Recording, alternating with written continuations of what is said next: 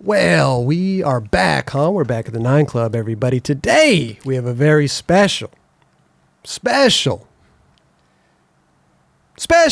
guest. Mr. Kevin Staab is with us. How are you? I'm totally awesome. Thanks for having me today, guys. Dude, you are totally awesome. No doubt. You walked into this room, and I loved the energy right off the bat, man. It was great. Bro. It's great. It's more fun that way. Yes. Right? The good energy. Yeah. Good energy. Totally. So, how's everything going right now?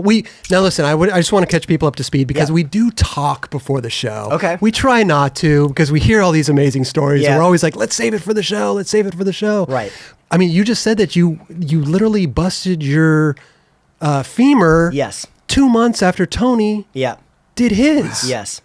And was it on his ramp as well? Of course it was. Oh my god. That's where I spend most of my life at. Now, when something like that happens, Yes. okay, because like as a skater, like if I break my ankle or if I do something, there's stuff that I take away. I'm like, this board's done. I'm not Right. skating this board anymore. Gotcha. These shoes are done. Yeah.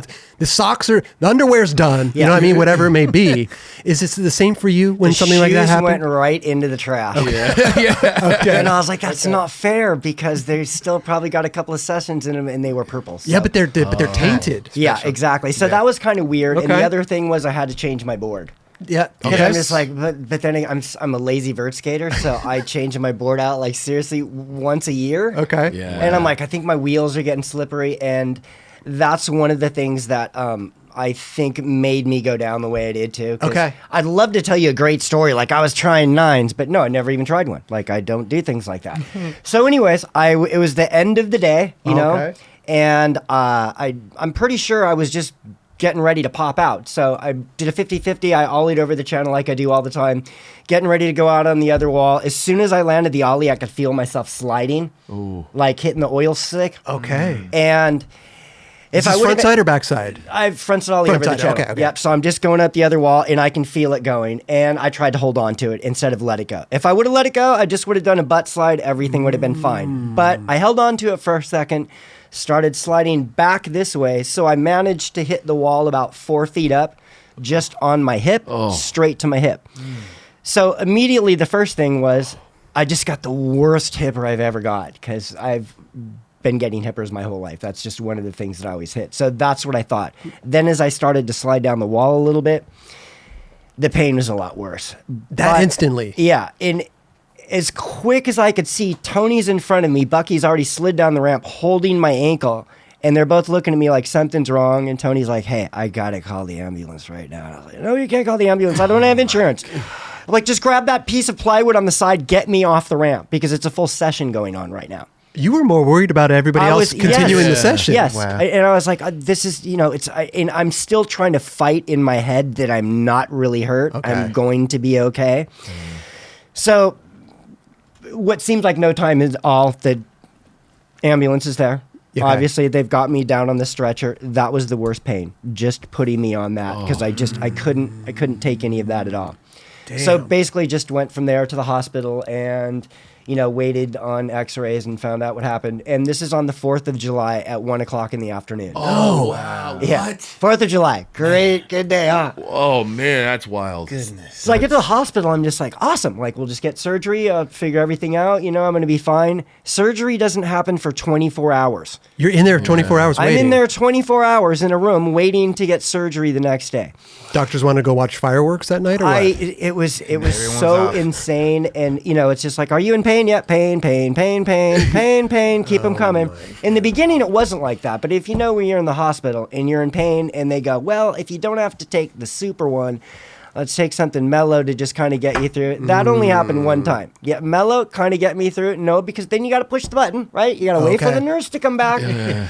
Oh, we're not feeling. Oh, so then they got to go and get the thing. So then you're waiting another 45 minutes anyways. Sure. So I kind of learned from that whole thing immediately. You're just like, put me out and I'll just get surgery. Just wake me. Like, Yes. Let me just do this. Yeah. Give me the good stuff. Did they just not know what to do yet at that point, or were they just trying to figure it Probably out? scheduling, Or, man. No, they knew. Well, I mean, I don't know because they don't really tell you anything. We're working on it now. Well, you're going to get in soon, and I'm just like, obviously I can't sleep. I'm in the worst pain. I can't eat anything. I don't even. Maybe I got like a little piece of ice or something like that. Okay. So, Well, Yeah. you're going into surgery. They don't want you to have a of full course, belly. Yeah.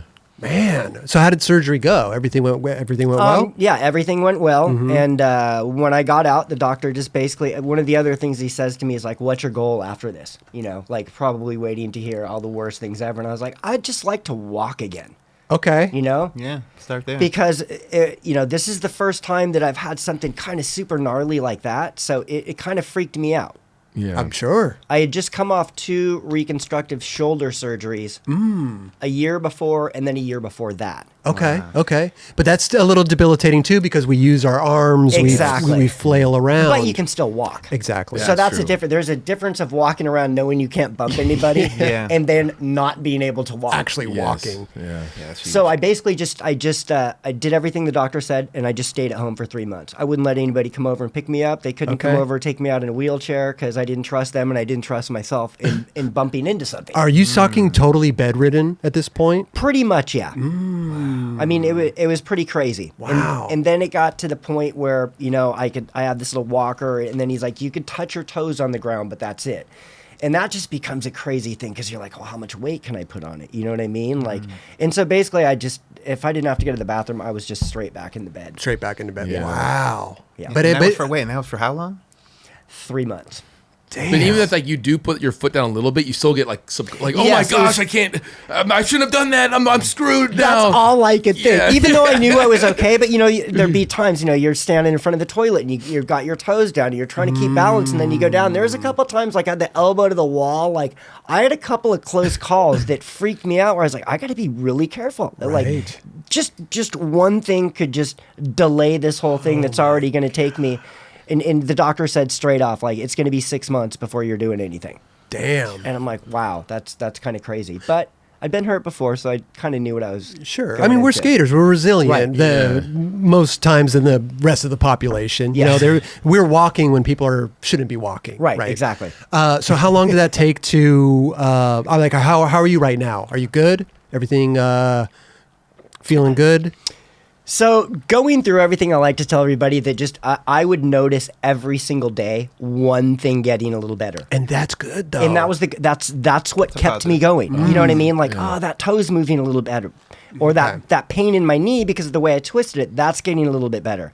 I can feel a little bit more in my hips. So I was just trying to keep the most positive attitude that I could, you know, and then I've got like my PT lady asking me, you know, well, have you had any suicidal thoughts or anything like that? And I remember interesting. that it just came out this quickly. I was like, for my age, I'm probably in the best shape I could possibly be in. Like before this happened right now, like everything was fine. Knees, nothing was hurting. I feel like I still have the same power I've always had. Everything was great. Unfortunately, this happened. But I can promise you this. When I get back on my board again, I will be stronger than I was when I went in for this. such a good attitude. And it is true because when you have this time off, like me being older, like all I have set in my mind is I need to stay limber to keep skating. I'm not worried about lifting weights. I'm not worried about any of that stuff. I like to jog because I like to run around. I'd like to just be crazy. I need to make sure all my body can move. So no matter what happens, I can figure out being a cat, how to get back onto my feet. You know what I mean? Like that's it. Yeah. So I almost feel like I skate less now, but it's way more fun when I do it because I go like, you know, the guys I skate with all the time, it makes it so much fun. And I get to skate with the guys that I look up to, which is the craziest thing in my life. You know? Totally. Like, I'm skating with Cab and McGill quite often, and as a little kid, I wanted to be those guys. And every once in a while, it'll hit me. I'll just be at coffee. I'm like, Cab hit me up for coffee today. Like, 12-year-old me is still fucking freaking out on it. But you've also known those guys for a long time as well. I know, though. And then but you it's- still get that feeling. I still get that feeling because That's- they were such an important part of my life. Like everybody on the Bones Brigade, because that's all I wanted to do is be a part of that team. Sure, That's what I sure. wanted more than anything in life. What was a defining moment where you wanted to be a part of that? I'm sure it was a video you watched or something, or was it magazine editorial shit? It was just seeing the dudes out all the time. Like I remember when Stacy brought Scott Foss and Cab down to Del Mar, and I remember them coming out, and I remember like almost hiding behind the entrance in Del Mar when they came in. I was like, oh, I'm like afraid to meet these guys right now. You know, these are the guys. Celebrity, These are the guys I wanna be, you know? God status. Yes, exactly. So these are the guys that I see in the magazines, and the raddest thing is they were all cool. Like they were all nice. You know what I mean? So Which made it even better. Yeah, Yeah. that made it like the coolest thing ever for me. Can I ask you a question really quick? Yeah, of Where did you course. grow up? I grew up in Solana Beach. Okay, so you were Del Mar. You were Yeah, in the I mix.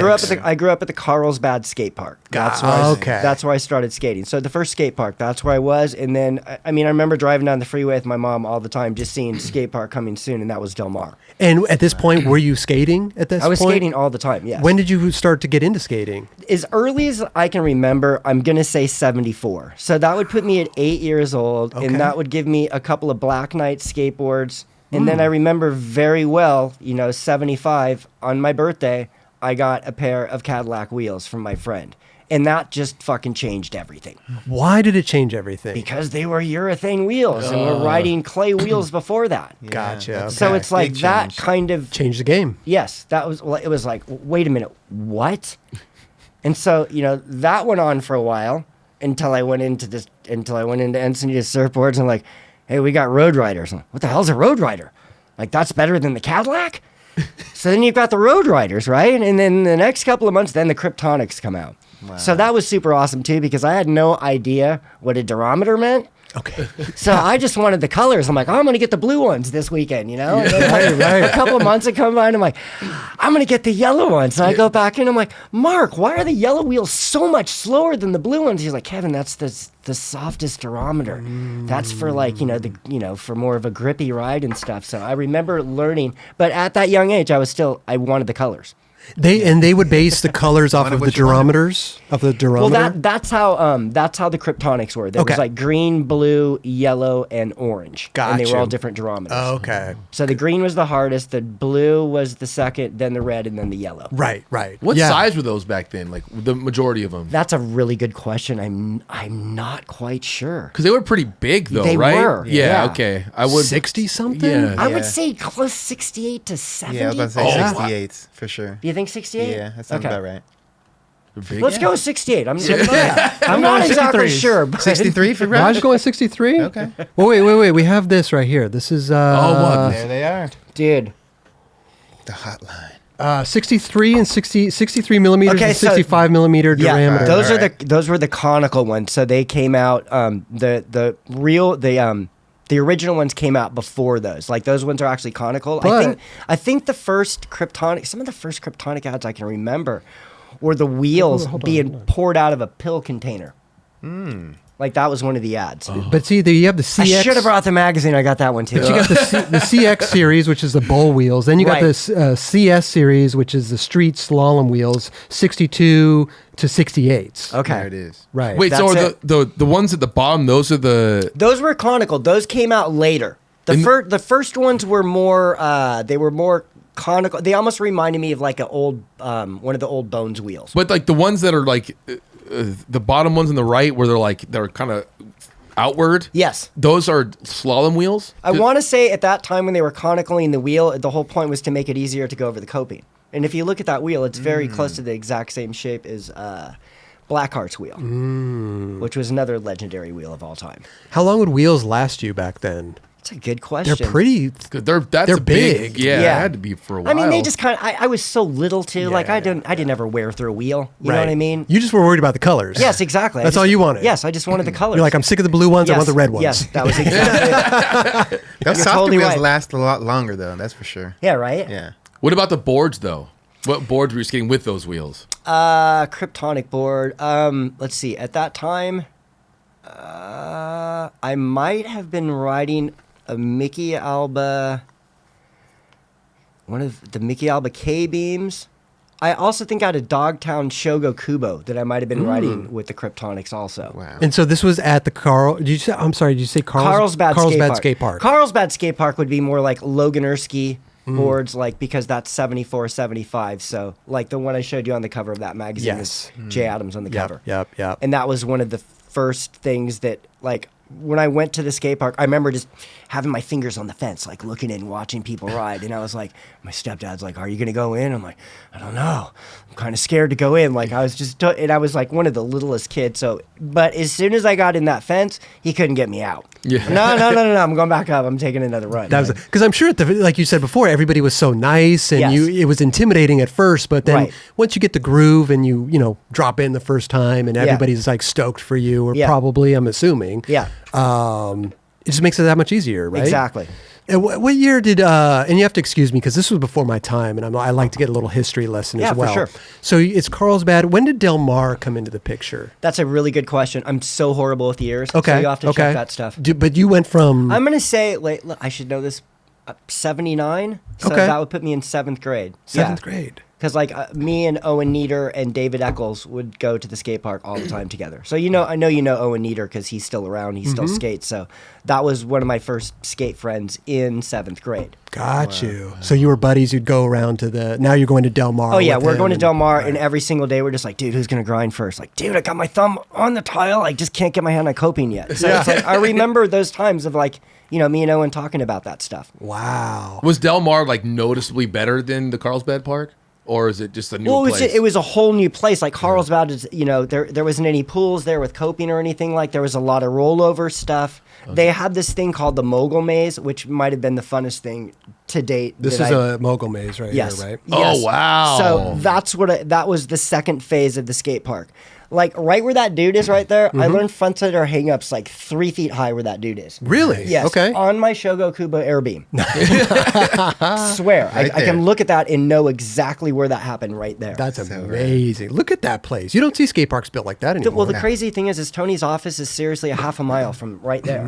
So it's like when I went there as a kid, like that whole area was nothing. That was just a raceway and a skate park. There was nothing, nothing built out there at all.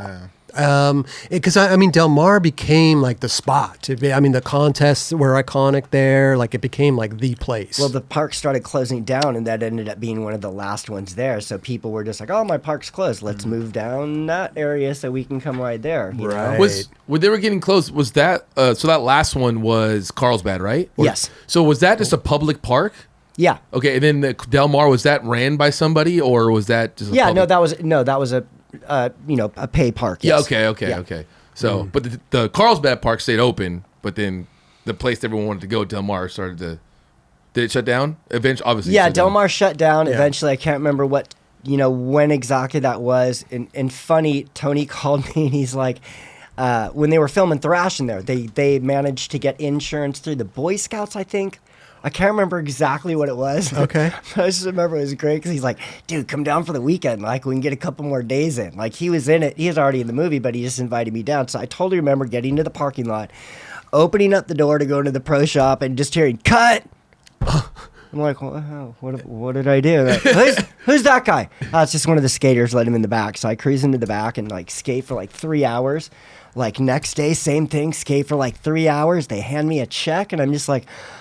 I just got paid to ride Del Mar for the last time. Like, that is the raddest thing ever. How much did you get paid? It's like a couple $200 $100. Okay. Yeah. But I mean, Okay. I was just there because I wanted to ride the park for the last time. It was amazing. Wow. So that was like, that was the end of Del Mar. It's all done. Were you sponsored at this time or no? My first sponsor was Tracker, and I got in Tracker when I was 11.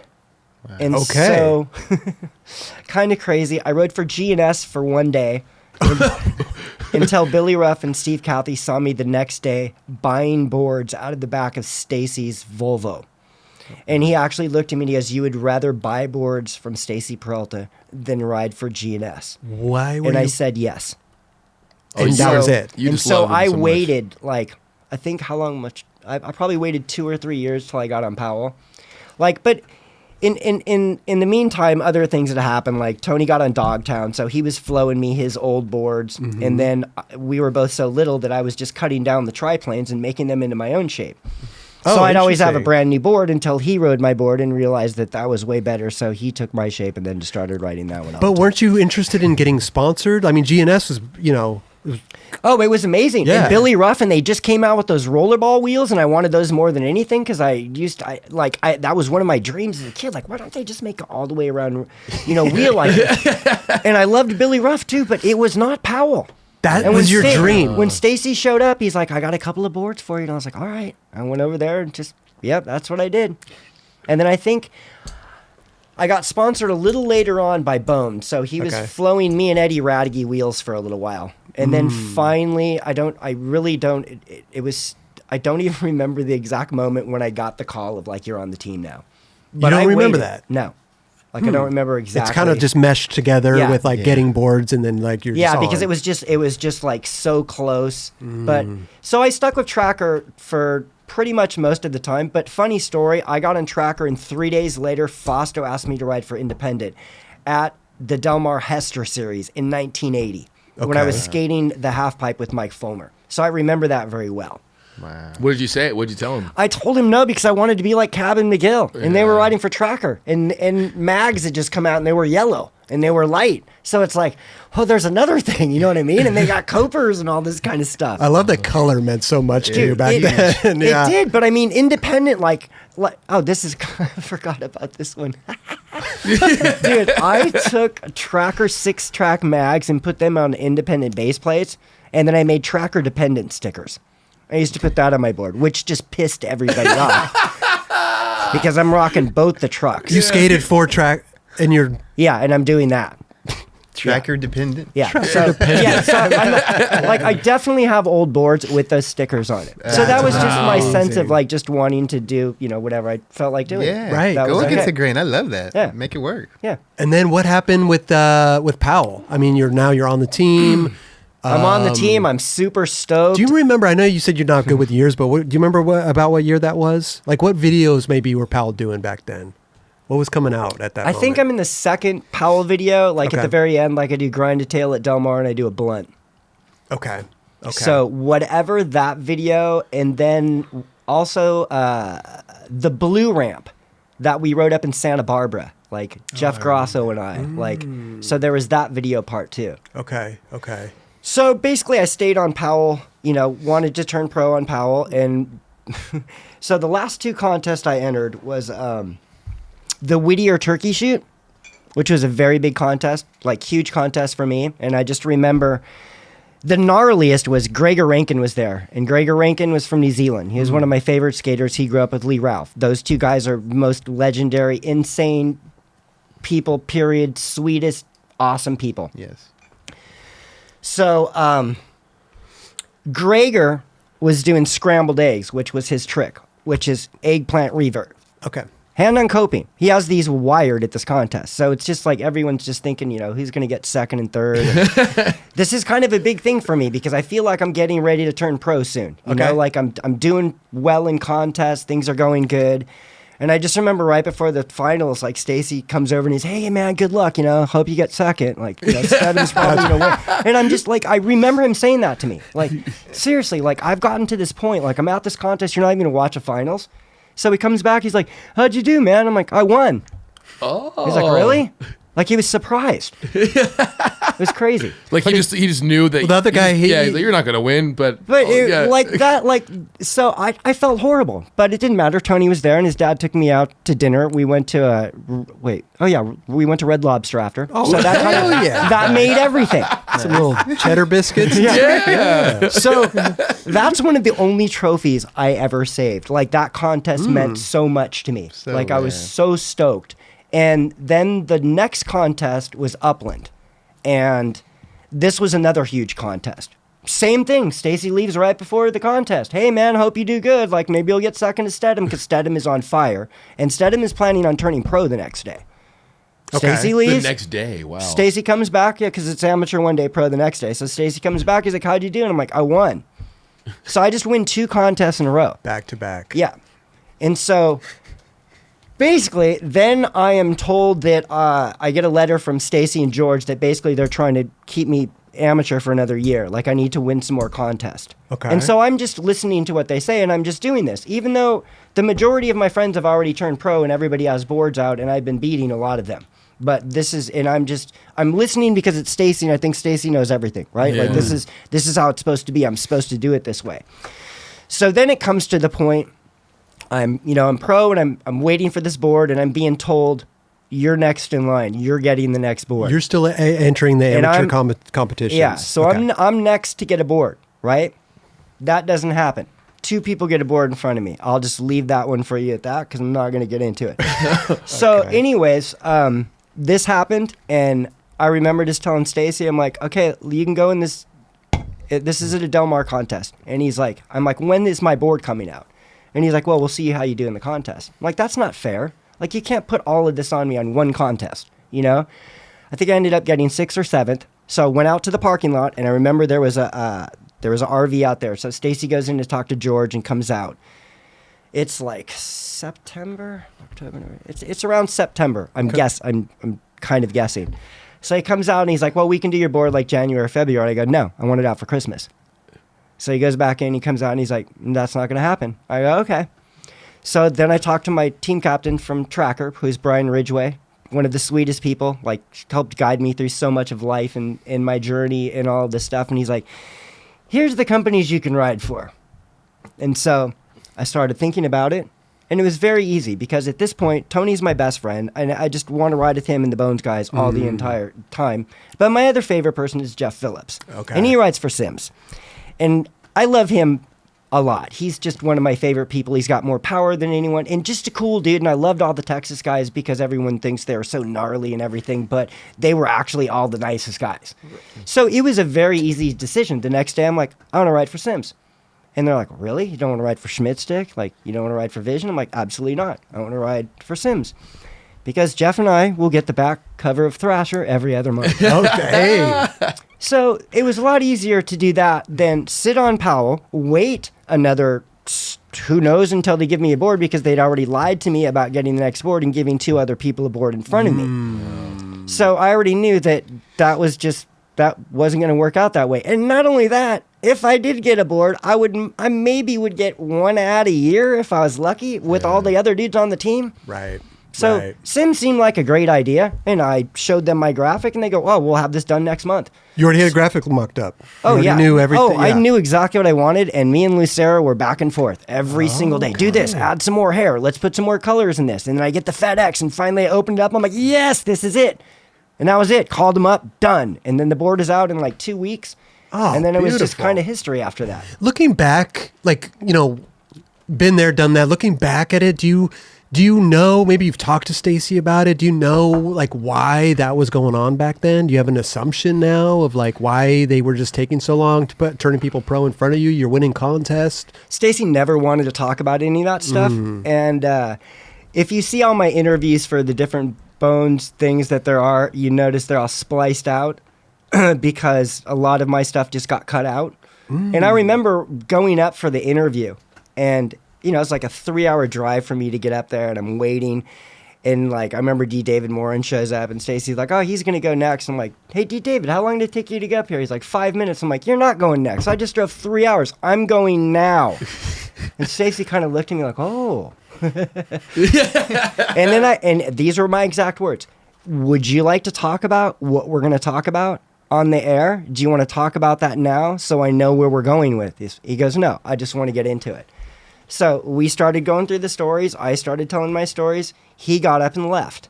Somebody else came in and finished my interview. This was for the documentary we're talking about. Yes. Right, okay. And so that's pretty much how it went. Wow. So it got ignored, never got talked about. Always felt horrible about it. Like, just, it made me really sad because of the way I looked at everything, and it was a letdown. Basically, that's how I felt. I really felt let down. Right. But on a positive note, the person that I am now, I will say has a lot to do with Stacy, just because of the way he put the team together and all that stuff. Like, I really thought he was there was nobody that paid attention to us the way he did. Okay. He was magic in that way. Right. But I just had that part of it just didn't work out for me. But I love how, at this point in time, how old are you? When you were going to leave Powell? Because here's the thing is, like, you're already telling them, like, I want my board now. I don't want it. I want it before Christmas. I wanted it, like, and for a young kid, to go up against Stacy. It's a lot of courage. I had nobody. I had nobody else backing me. Like I had Ridge, and he's just like. What about Tony at this time? You guys are buddies. Like, yeah, but we didn't. He's just kind of like, you do you, and I'll do me. Yeah, exactly.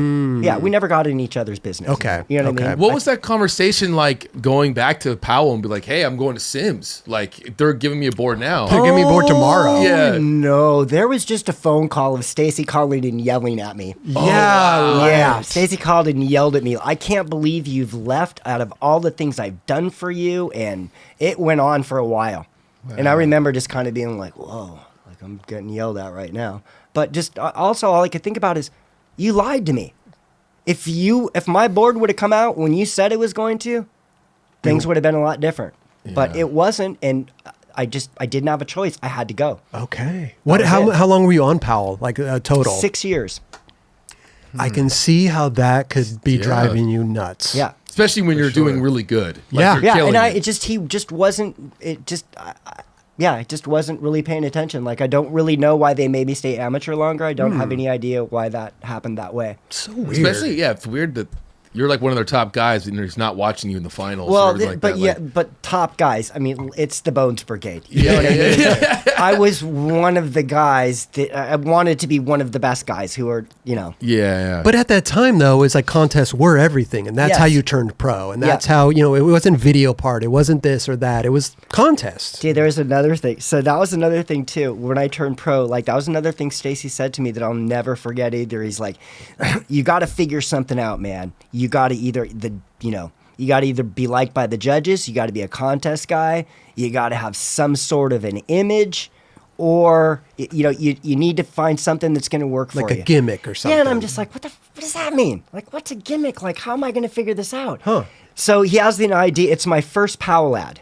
So he has this idea of like, he gets hold of Stesic. Stesic wants to shoot a photo of me in an alley with the garbage can on fire and me sitting next to it with my board broken and like tight pegged pants like usual and pretty much the same haircut I have right now. Okay. So I'm sitting down on the side. I got my hands like this with my bangs hanging down. The ad comes out and Stacy goes, bam, there you go. There's your image. What's my image? You're this guy. You have long bangs. You're this guy. This is the guy that you are now. I'm like, okay. Like, didn't really understand. But weren't you already that guy? But I was already that guy. Yeah. But now it was just pointed out. You know what I mean? Oh, that's you. And it's just, But they pointed it out. Yeah, but it was just, but for me, it was just like, my whole life was music and skateboarding. So every look that I've had through this is just a combination of people that I like, musicians and skaters. You take a little bit and you sprinkle it all together and bam, comes me. You know what I mean? Like, For sure. By the way, here's the ad right here. yeah, so that was pretty much it. So another great thing, you can see how that board is just, it's totally just wrecked. Right. So we're in front of Lance's house trying to break the board. Me and Lance have a sledgehammer. We can't break it. It will not break. Stacy finally ended up having to drive over the board in the car. And then I think Lance just sat there and like banged that last magnesium, the one on the tail of my board, until it broke apart. Then we got in the car with Stesic, drove down to some alley, sat down, he lit the garbage can on fire, and just started shooting some photos. Like you can't organize that. Like it's so ridiculous. And so it's just like, okay, here, this is your ad. I'm like, all right, and that's pretty much it. That's Live, it. Thrive, survive. Okay. Did it make sense to you after that ad came out and he told you that that's you, that's your image? I was like, click, okay, or? I was like, I guess that's cool. Like, I always, my favorite person to look at in the magazine as a kid was Tony Alva because he always just did weird shit. I was like, he doesn't even care if he's skating. Like, he'll just have his board in a pool with lipstick on or whatever. And I'm like, I want to be like this guy. Like, he just does whatever he wants. So so definitely there's, Alva in me for sure. Like, wow. And so 6 years go by. Yeah. You're kind of going on this battle with Stacy. Yeah. Now Sims comes into the picture. They turn you pro right away. Your board comes out. Yeah. Everything fine and dandy. Yes. And how did you like doing the contests? Was that it's a big part of it, but I love going to the contest because I love seeing everybody. And in fact, this is the easiest way to explain it. I have the best time at every single contest. Rad. until they call my name. If you don't call my name and just leave me alone and let me skate in the practice session, shit like that, I have the greatest time. As soon as my name gets called, I'm like, oh, fear. Like, I just start freaking out The on nerves stuff. just got going. Yeah, so it's just like... I mean, there's a lot. I mean, we're looking at a photo right now of you in the bowl, but I mean, contest. like, there's a lot of people there. You know, this is like a street league nowadays. You know, there's a lot of people. Dude, No and just doubt. all the people on the deck, too. Like, And it's was it just like crazy. the you just not?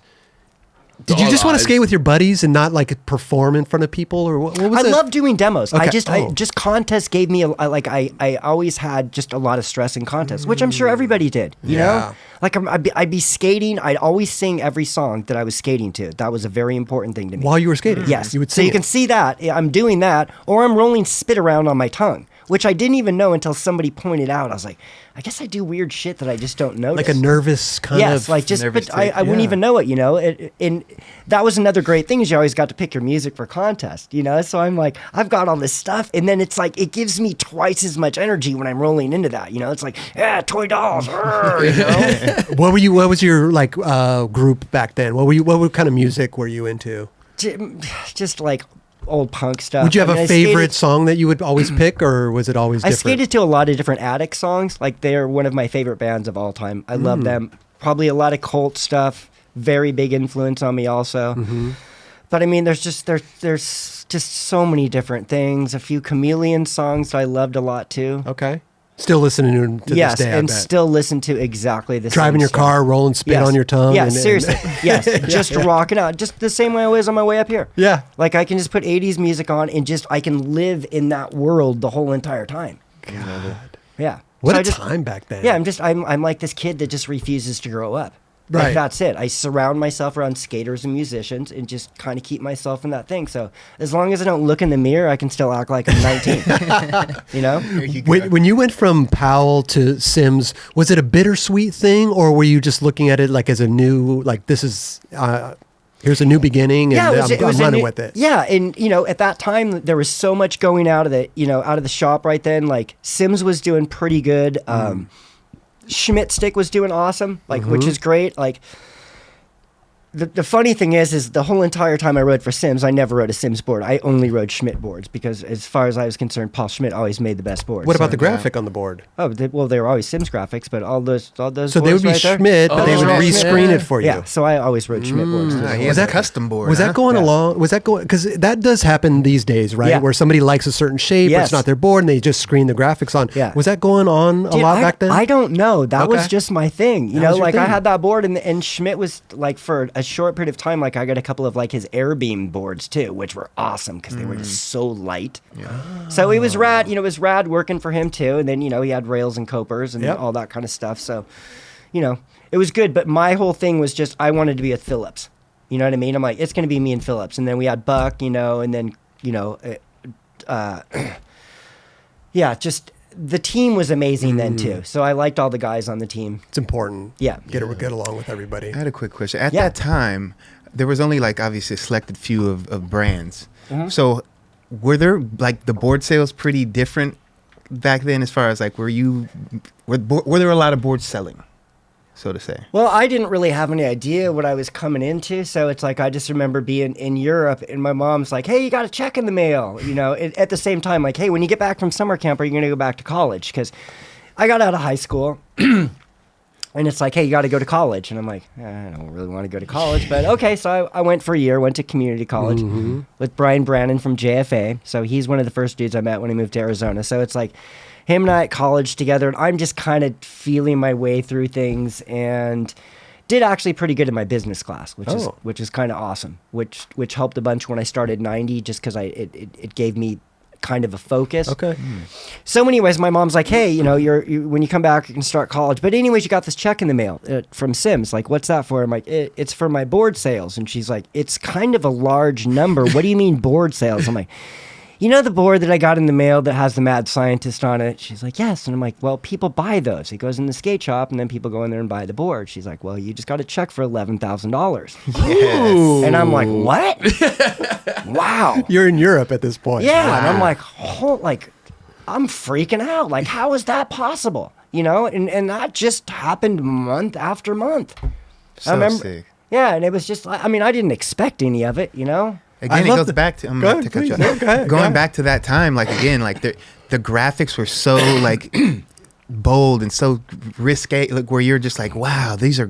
So yours stood out quite a bit. Thank know you. What I mean, and I remember specifically. It was a plan. Is it this one? The both of these, Both of them. But this one, obviously, I think The scientist stood out was a- the yeah, first one. That's the stood out first a little one. bit more for Yeah. me. Yeah, Yeah. because that was just when I first started skating, so I definitely remember seeing that on That's the wall. awesome. That's Yeah. awesome that you remember that. Yeah. I love the fact that your mom had no idea what was like. Were your parents supportive in the skating that you were doing? I mean, it My sounds like step- they didn't kind of know what was going on with you. No, the skate park was my babysitter. So my Okay. mom would just drop me off there. Like, Mom, you need to come pick me up. She's like, I'm watching Days of Our Lives. You're going to have to wait another 45 minutes. I'm like, all right, no problem. Parents Or- are watching General Hospital. Yeah, or like- there's fair traffic today, so you're gonna have to go over and stay at your friend Owen's house. So it's like, okay, fine, but I would just spend all of my time and just be at the skate park. and then this Like, that check was it. shows up. Yeah, and and she's it- like, "What is I think going on?" My mom showed up at one contest at Del Mar, and Oh, it made me wow. cry because I remember coming out of the pool and seeing her, and I just won the contest. I was like, oh, Wow. No way. yeah, so that was kind of cool. That's so rad. But what But do it was just something I did, you know? what Yeah. I mean? Like, Yeah. that's what you're doing. Like, when are you going to grow up? Like, when are you going to,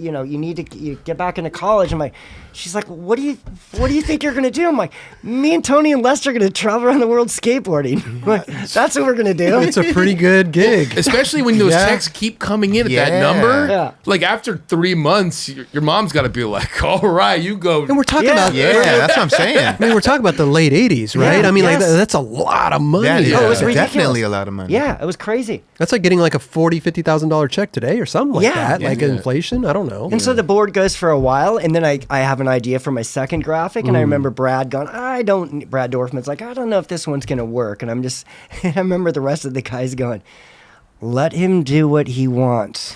It seems like he knows how this thing works.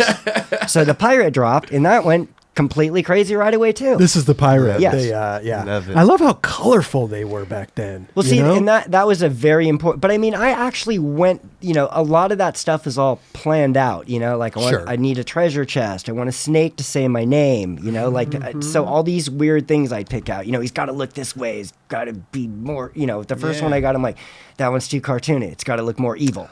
Are you drawing these, or you're giving no, the no, no, no. ideas No. to? I wish I could draw this shit in my head. But I've been very lucky to have friends that know me well enough where they put it together. And Lucero was easy for the mad scientist because when his Joker board came out on Madrid, like that was one of my favorite boards. And plus, John is always one of my favorite people. Like I loved skating with him. Like it was one of the Whittier contests. My friend Todd Joseph and I actually stayed at his house. There were so many dudes at his house that me and my friend had to sleep in his Volkswagen Beetle in the backyard. And I remember, like, it was horrible. I hardly even slept and I had to go to the contest the next day. And even though I was little, like, you couldn't lay out straight. Like, just small another car. Yeah, just Yeah. another Yeah. ridiculous skateboard story. I mean, we I always love that, have those though. throughout the years. But But that's what makes it exciting and fun. You're Yeah. uncomfortable at the moment, but you look back at that Yeah, and you're like, yeah. dude, we slept Yeah. in the backyard of Lucero's Yeah, house, exactly. like in a VW bus. yeah, I mean, exactly. Like, I still remember it. It's like, yeah, you just cherish those times so much. But I mean, I knew when this was going on, like, this is insane. This is really happening. Like, we're skateboarding, just doing whatever we want to do. It's great. Just living in the moment. Yeah. I do wish that the board graphics nowadays would kind of hold up like the old, like in the past. You Yeah. know, I think nowadays it's a turn and burn system, Right. And there's not that many graphics that just kind of are iconic anymore Yeah. and just stick around. I mean, the one that I brought up earlier was like the Muska graphic. Like Right. those are few and far between. Yeah. Like it doesn't just happen all the time. And when back, maybe it's just there's just so many companies out there and everybody's It is. competing for It's- shelf Yeah. space. They are, exactly. So, I mean, I get it, but like to have a board out for, I mean, your first board, how long was that out for? Like I probably think- well over a year. yeah, maybe No, 2 a couple years. Two before I years? dropped the- Wow. Yeah, I think 2 years, 2 years three- before I dropped the pirate. Yeah. And then that Pirate Out was out for probably a couple years Yeah. as well. Till I went to the Genie. Yeah. So yeah, how many boards in total? 30. Okay. Quite a few. Yeah. But I mean, just these guys right here, I mean, after it, there's a whole story that goes on throughout the boards. Like I'd do these and then I would do a mini board. So I'd add the two characters together and they would go on a journey. So if you put all the boards together, it's a journey. I'm telling a story. Wow. That's pretty sick. At the time, did a lot of people know that? Or was it just kind I of like... really don't know. I never talked about anything. This was just something I wanted to do. Like, I had all these different characters that I loved and I wanted to use. And I just, in my head, like, I've got 6 graphics that haven't even come out yet. And I'm just hoping people do not pick these characters. You know what I mean? Like, that's kind of how it went. It's not like if you put the boards side by side, it would tell a story, but each board told the story of...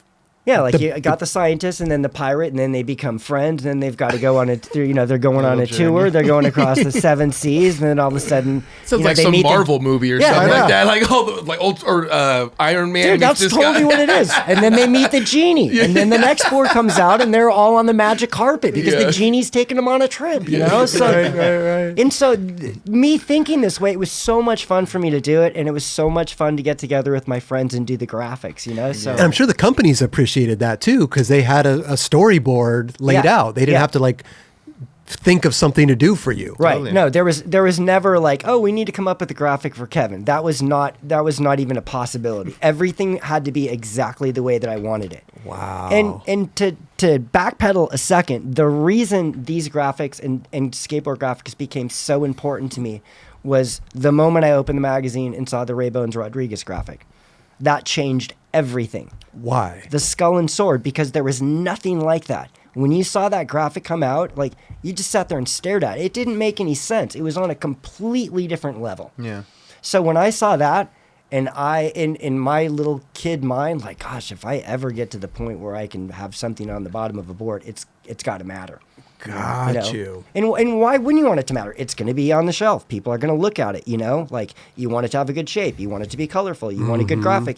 These are all different selling points that you want to have. So I would see people that would just put their name on the board or something, and I would just think to myself, like, why? Like, why wouldn't they spend more time in doing something that was going to have more longevity to it? It's funny to listen to this because I feel like you have such a creative mind, but also like a marketing mind back then too. Like you understood how to gravitate people towards your product. I know, and it's weird, but it wasn't like I wasn't thinking of money or anything like that. It was just fun. Yeah. It's still fun for me. Like, I still have ideas of things that I want to do. Right. You know what I mean? So it's like, yeah, that's just me as a kid. Like, it's being able to act like a kid and putting these things out that show your personality, you know? For sure. And I think in skating, personality is so important. Yeah. You know? That was another thing that was super fun about the 80s is just everybody was doing their own thing. Everybody, and then like I look at the 90s and things like that and like, why is everybody dressing the same? Why does everybody have the same look, the same hair? Like, everything was like, I never understood that. Like, are they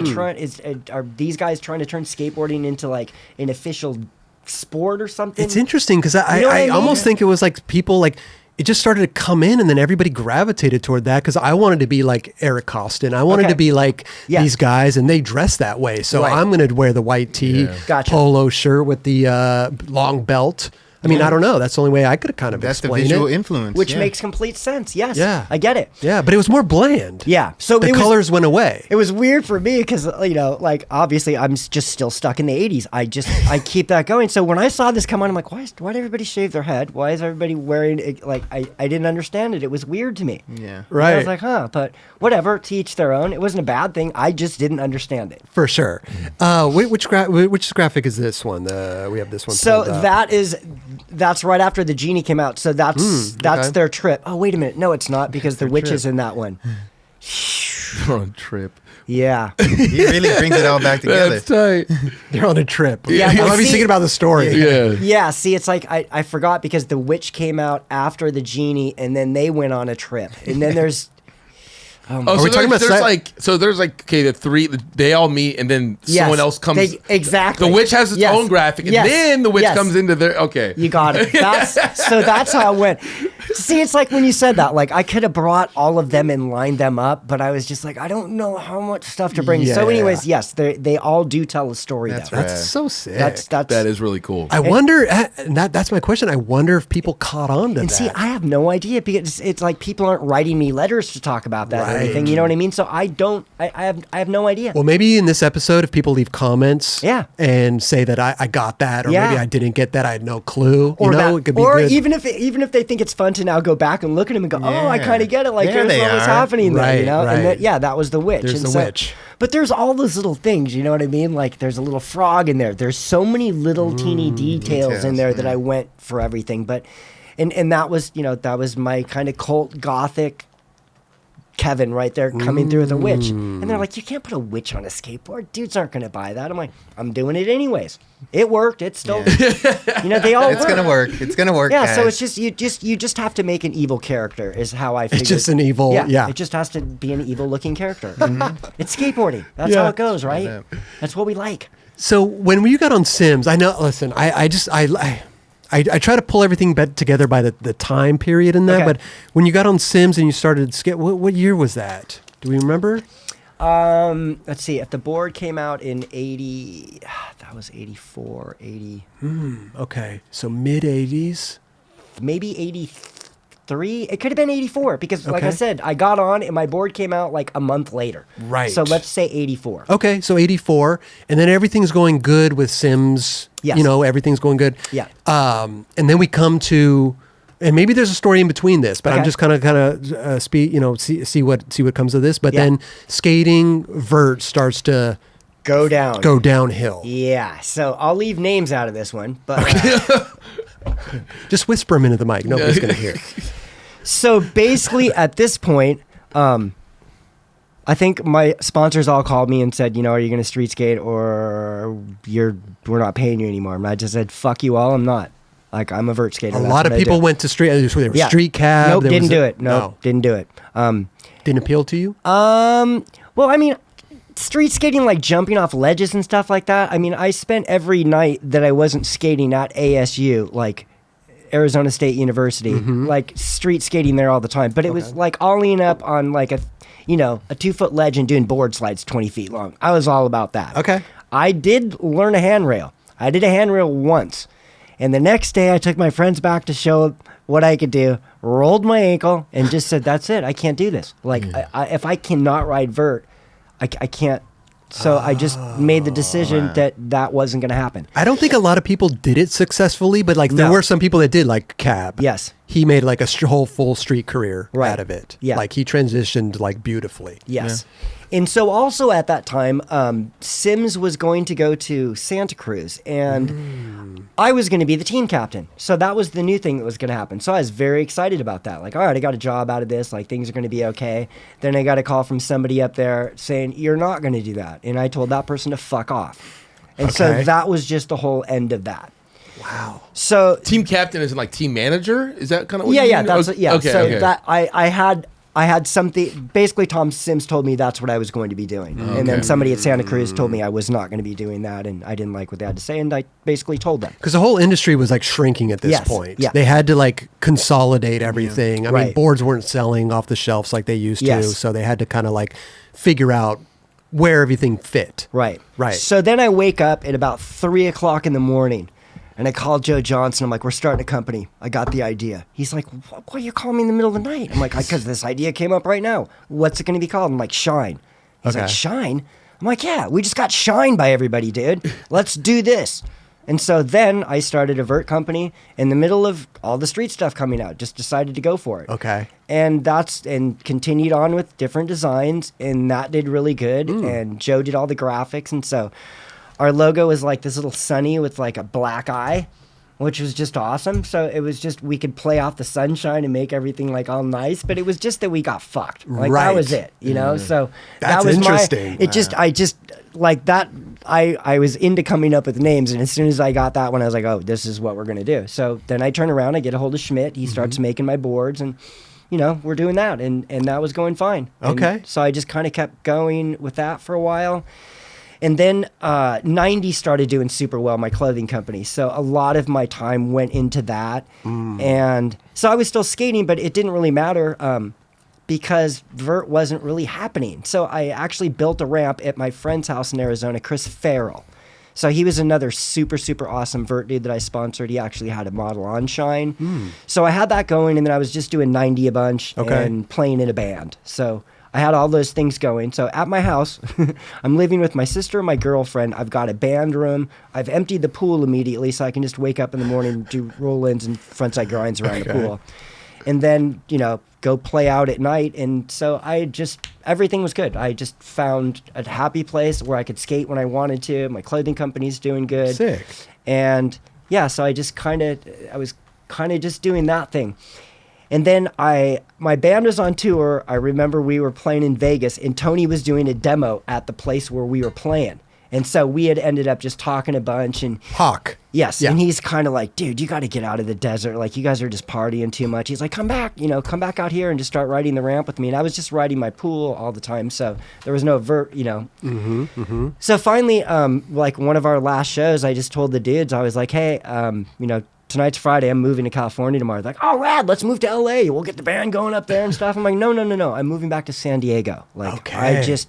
There's some good stuff to ride out there. I need to get away from the desert. I don't want to be there anymore. So I moved back and just started skating. That's when the YMCA had the old Vision ramp that was kind of shaped like a sock, which was one of my favorite ramps Is to ride. Vert at this time starting to kind of make its face again? It's kind of, and then Tony's like, hey, you could, I'll start, you want to go to contests? I'll start sending you to contests, and the X Okay. Games is going on and stuff. I'm like, nah, I don't want to do that.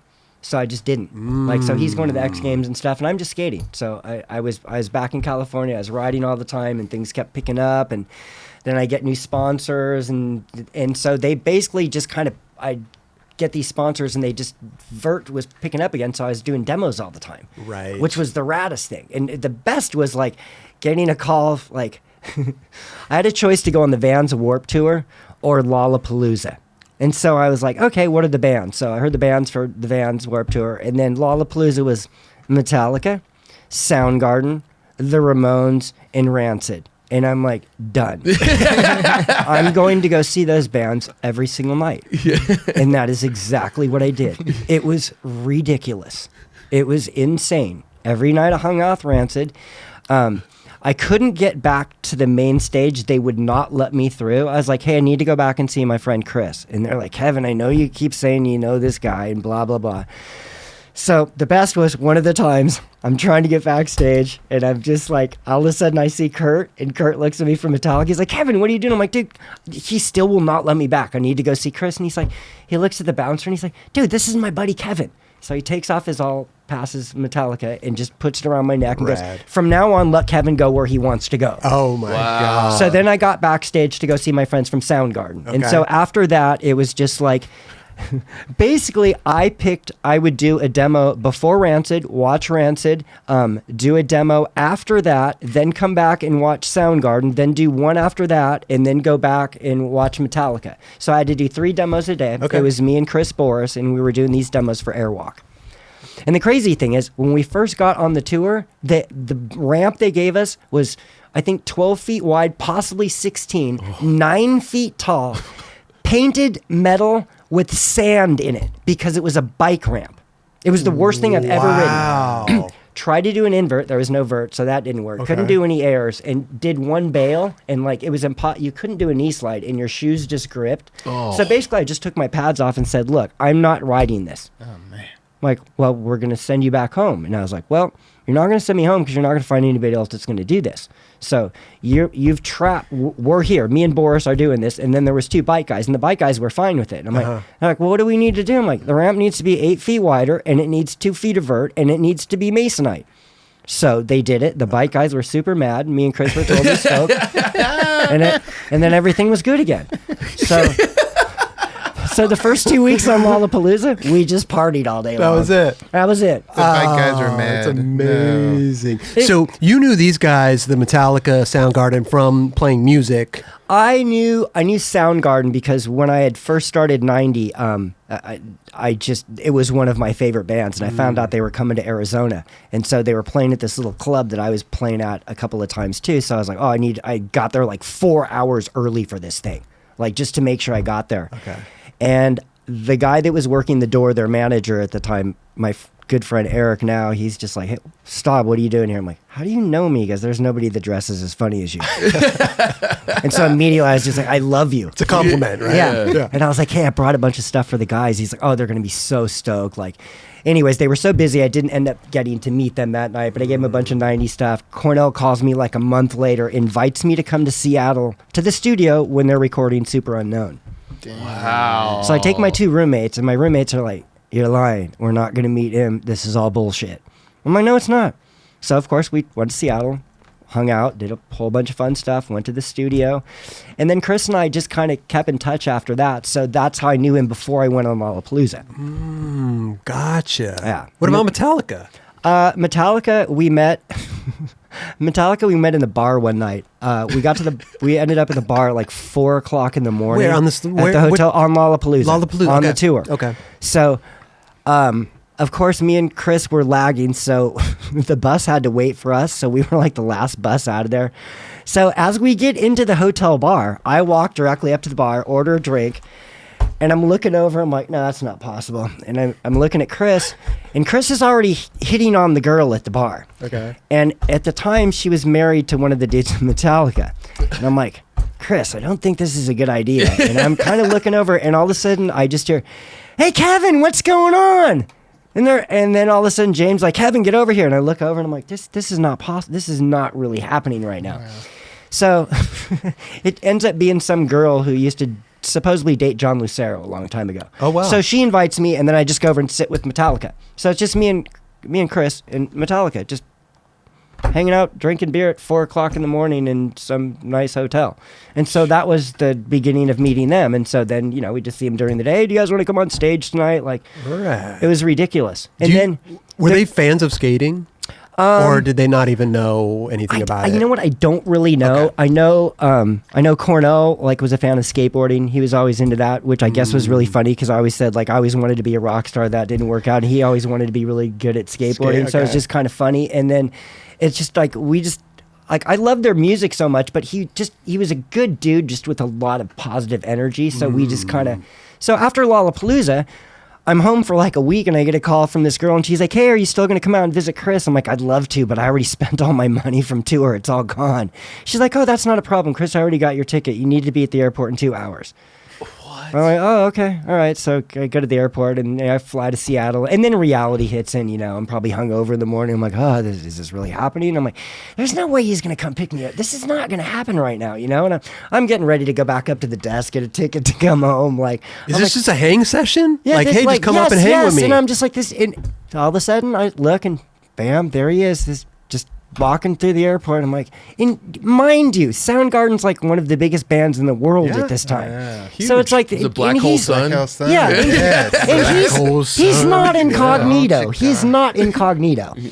So immediately, anyways, I meet him. We get in the car. We go back to one of his houses, and then we go to the house on the lake, and that's where we ended up staying for 5 days. And we would wake up in the morning and go wakeboarding, just me and him. I remember he took me out first, and then he goes, okay, now you drive. And I go, I don't know how to drive a boat. What do I do? And he goes, just don't run over me. Okay, simple as that. So, yeah, it was insane. So I just stayed at his house for a week, and we would just drive around during the day. One day he went and bought a brand new car, a Mustang Saline. That was pretty insane. And then, but he was super funny because we go out at night, and he'd always try to find some dive bar Mexican food place. We'd be hanging out or something, and the girl would come up. She's, oh my God, you're Chris. And he's like, no, but hey, this is my friend Kevin Staab, skateboard guy. So he'd always do something funny wingman like that. Take the attention off me. That's funny. So yeah, but that was really insane. I could not believe that really happened. And when I came home from that, I was just like, how does this happen? These were just all weird little dreams as a kid, and I just, I don't know how it worked where these guys ended up being friends of mine. Well, even listening to this sounds just unbelievable, kind of unreal. It was, and it was unreal to me the whole time. Because I'm still that little kid again, going this guy's my friend. This is silly. I think that's what attracts all of that, to be honest. Is that being a little kid still is what attracts all those dreams that you have. I think but also having good energy too. Yeah, you have great energy, and it's infectious. As soon as you walked in, I got excited. You know what I mean? Your energy, But I mean, that's how it's supposed to be. We're doing this. It should be fun, right? We want to tell good stories. You don't want to hear depressing stuff. Nobody wants to hear that stuff. No, for sure. But your energy is infectious. I think that's what, drives people to you, And the coffee helps too. Yeah. Yes, for sure. A little bit, I think Lalapalooza was 96. Yeah. Where we're at. And at this time, you're still skating. You're still doing your thing and everything. Still doing your companies. At that time, no. This is a funny one. So I was like, oh, I could probably sell some boards like when I'm on tour. So I have no idea how it ended up working out, but I got 2 boards on Vision. Which is weird. There's a couple collectors that know about this, but I don't think they really did a lot. Like, I don't know if they went to the skate shops or what, but I was just like, I want a board out, before we do this. And so they're like, all right, we'll do this for you right now. So they did it and like made a bunch of stickers and stuff that I could pass out like on tour. But I don't really know what happened with the boards. Is this like were you sponsored by them, or were they just friends and like? No, I just knew that they would do that. So I was like, let's do a board for this tour. So that was it. And so your board company was already... I at that time I wasn't. I was just doing 90 at that time. Okay. Because Shine just, as much as we were trying to keep it going, it just wasn't. Also, times are changing rapidly. Yes. In the 90s, early 90s, like it was literally, everything was happening overnight. Right. And like board shapes were changing a bunch too, right? That point? Yeah. There was a lot to keep up with. Yeah. And by that time, like I said 90 was doing so well, I just really didn't have to worry about doing anything else. I was like, man, I got like this whole thing ended up working out too. Yeah. What was the graphic for the Vision boards? It was the Scientist, that one right there, and it just had it. I had it just winged down a little bit more and like had Vision written kind of weird. Okay. So it was kind of like, it was more for like the old school dudes, like, oh, he's here, like let's get one of those. You know what I mean? It was just so I had something, and then Airwalk made posters of Chris and I. Would you set up a little booth or something, or how? Yeah, would Airwalk had a booth, so every single time before the demos, like we'd sign okay. autograph posters and stuff, and talk to the kids, whatever needed to be done. Right. Got you. And are you getting royalties from these boards, or No, you just wanted to have something there? Yeah. Okay. It was more just make this happen and get out there. Do you still have those? Do you have? I do have a couple. Yeah, Okay. because there's a couple of collectors that just know every single board I had, and I'm just like, I need to go through these and see if they have all of them. And a couple of the dudes like kind of followed all the way through everything, which is kind of crazy. Dude, some of those boards, man, those original boards are worth a lot. Yeah, of money it's now. kind of insane. It's insane. Yeah. Definitely. Like your collection alone, because you were saying earlier when you came in, like you're a hoarder, like you collect everything. Yeah. Was that just nostalgia reasons, or you just like that by nature? Just nostalgia. Yeah. Like I wanted to keep all my boards, and I was really sad because actually when I moved from California to Arizona in the summer of '79. Somehow all of my old Alva boards, all my old Logan Ersky boards, and all my Dogtown boards did not make it. So, so that really sucks. Like, just all of my old boards. And you moved out to Arizona at that time because of Vert was... I moved there in 1980, and it could not have been a better place to be. Okay. Like, High Roller Skate Park was still open for a little while, which was one of my favorite skate parks in the world, one of the greatest skate parks in Arizona. So I still had that for a little while. Okay. And right when High Roller was getting ready to close, I had met this guy, Sam Esmore, who actually painted this jacket. Okay, right. And he was a really awesome skateboarder, like super good. And a couple of years older than me, and kind of took me under his wing, and he's, kind of, I'm almost done with my ramp. So kind of when the park closed, I kind of made the transition over to his backyard. Oh, wow. Which was super awesome. And he was one of the most insane underdog skateboarders I've ever seen in my life. Really? And the few people of my friends that have seen him rode know exactly what I'm talking about. I would come back from California from contests and stuff and just tell him tricks, and most of them he would make in a couple of tries, like Tony would do tricks. Like Tony would usually make a trick in 7 tries. If not, he would be over it for a while. Okay. Which was insane for me to watch, because most of the time he would learn something and then I would learn it 6 months later. Because he would just go for it. I had to make sure everything was comfortable before I was going to land something. And so you would just say, hey, the guys in California are doing this. Yes. And he would just learn it really quick. Yes, it was insane. It was crazy. Was he ever like sponsored or pro or anything? So that was the other thing that was gnarly too. Is like he was trying to use me to get him sponsored. I'm not a manager. And so he really wanted to ride for Santa Cruz, which I believe if he would have been on Santa Cruz, he would have been the best. Okay. Like for sure. I mean, this guy was insane. Like so good. Well, what do you think was holding him back? Just being in Arizona? An artist and just kind of more to himself, not like outspoken or anything, you know? If that makes any sense. I feel like the industry's in California, so you got to kind of like migrate out there. And at none some of us point. wanted anything to do, nobody wanted anything to do with that. You know what I mean? So it's like you could take him anywhere, backyard pool, ramp, anything. So I brought him out to California for one of the Del Mar contests. This is insane. Pretty sure Tony Magnuson was turning pro the next day. Okay. Sam entered against him. Sam didn't have a car. I drove out. It's like an hour and a half before his run. He's like, hey, can I borrow your car to go get a pizza? So he doesn't tell me this till like 2 years later. He went to the bar and drank 2 pitchers of beer and came back and got second to Tony Magnuson, who had Del Mar wired, like rode the park every single day. I brought my friend Sam out. He'd only rode the park like 2 days in a row and came in second place. Wow. Like, but it was so insanely good. I mean, like just everything, like every stalled invert. And the other thing is he hardly fell down either. So I've got this guy that I'm skating with all the time and taking me all these places, and I'm just having the time of my life. You know, he's just insane. So like on the weekends, we would get in his little brown Subaru, and I would stand up in the passenger seat and stick my head through the sunroof so I could look over all the fences when we were driving down the alleys to find all the empty pools. Okay. Because it's Arizona. There's a million empty pools all over the place. So yeah, 1980, and then the punk scene just blew up. I could not have been in a better place. Wow. It was the funnest place to be.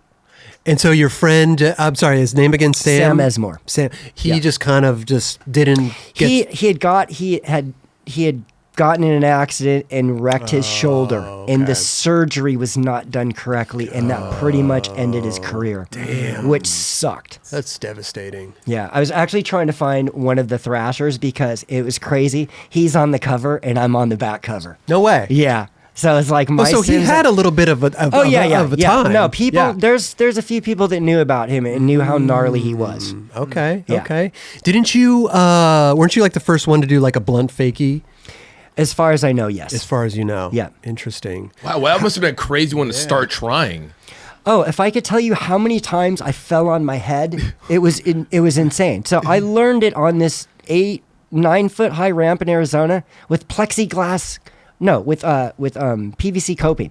So every time the tail wouldn't stay correctly, I'd pull back and just pull the board down. I'd pull the board down on top of me and just fall down on my back. And I'm talking like I did this for 4 hours straight every day after school till I finally made it. And then I figured out if I went a little past and my tail went on the top, I could just let it hit the coping when I came in and it wouldn't slide out. So I made sure that no matter what shitty position I got in with this trick, I could figure out a way out of it. How were you? I mean, people were doing blunt variations, right? at Eddie that time? Radke beat me at a Del Mar contest doing a blunt 180. I went home and learned it to fakie right after that contest. And was that just because like he did a blunt 180 and you were just like, I can come in fakie? Oh yeah, Like nobody's doing this. I just wanted to do that. I just wanted to come in fakie. Did you That's what I grab the wanted to do. nose at first and come back in? No, or no, no. Just popped out? Mute. No, mute. Oh, Okay. mute. Yes, that's yes. Yeah. You could. There's an ad with. I mean, it's actually got that board. It's a shot at in Virginia Beach of a blunt shot. But yeah, Okay. so that ended up being something that people started knowing me for because all of a sudden I was starting to do like gnarlier things. But I mean, you got to remember, Tony and I were just doing weird stuff all the time just because we were little and it was like hard to get a bunch of speed. So, I mean, in Arizona, like I was dropping in backwards all the time, like frontside axle drop, switch. Like I just did a bunch of weird stuff. Like that was it. When you were doing your contest stuff, were you thinking about the runs beforehand, or because I know sometimes? Oh hell yes, I had that thing taped Okay. underneath my back truck. No way. Yeah, oh yes, and I still have a lot of those. I could not find them before. Are you I talking about came like here little today. notes? Like, Oh, okay, yes, I'm of course. gonna do a blunt fake. Oh I'm yeah, gonna do backside air, zero, zero. ollie oop, lean air, frontside grind, frontside. And you would just boneless look one. at the board, and if you forgot what your run was, and Well, just- I did. There was no forgetting. Yeah. I had that thing wired, but But it you was there. And there might be 3 different runs, you know, because if I make it to the finals, like I'm gonna have a couple of different runs, and I'm gotta gonna have change it to, up. yeah, I got to switch it up. And they're gonna be like, no, you can't do the same thing over and over. So, you know, it's kind of like back in that time too. You know, pretty much everybody had a new trick per contest. That's kind of how it is. And you know, there was also like you don't take somebody's trick right before the contest. Although there was somebody else who did that too. Leave those names out too. So, anyways, yeah, a lot of that's- names being left yeah. out this Yeah. episode. But yeah, but here's the thing though: is like, okay, so you're at the contest, you're seeing a new trick for the first time. Somebody's like, got Oh, this do you, trick. you want to hear that one? You want to hear the greatest one of that one? yeah. All right, here we go. So, Del Mar contest, and McGill's been gone. You know, we're like, what's gonna happen? Tony's on fire. Like, who's gonna win the Del Mar Where's contest? McGill? McGill is in Sweden at the summer camp. Okay. And there's a rumor of him doing something insane, but we don't know what it is yet. Oh, okay. So I remember this, I've told this story so many times, but it's one of my favorite stories. So if we weren't skating, we're playing miniature golf at Del Mar. Like, that's what we did. We're playing on the miniature golf course, like, so you can hit it close to the freeway or like whatever. It was just always something.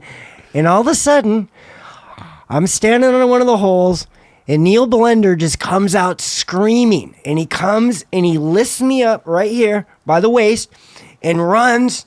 I'm pretty little. He runs and sets me in front of the pool. And he just goes, "Watch McGill." I'm like, okay. So McGill rolls in, backs it air, and then goes up on the next wall. And I'm like, what the fuck was that? We're just losing it. Like, what has just happened? Like, he has to do it again for me to even like comprehend what's happening. That was the 540 right in front of my face. The McTwist has just happened. Wow. Right there. Like, so when you saw that cover of the magazine, like, I mean, I don't even, I was just frozen. It did not make any sense that this was happening. And that's what he did in Sweden. He did that in Sweden and came back here and showed it off to everybody. And the crazy thing is, though, I'm pretty sure he said he made it in like 9 to 13 tries, which is insane. Like, Lance will know better because Lance was there when this was happening. I think Lance started trying him and got hurt.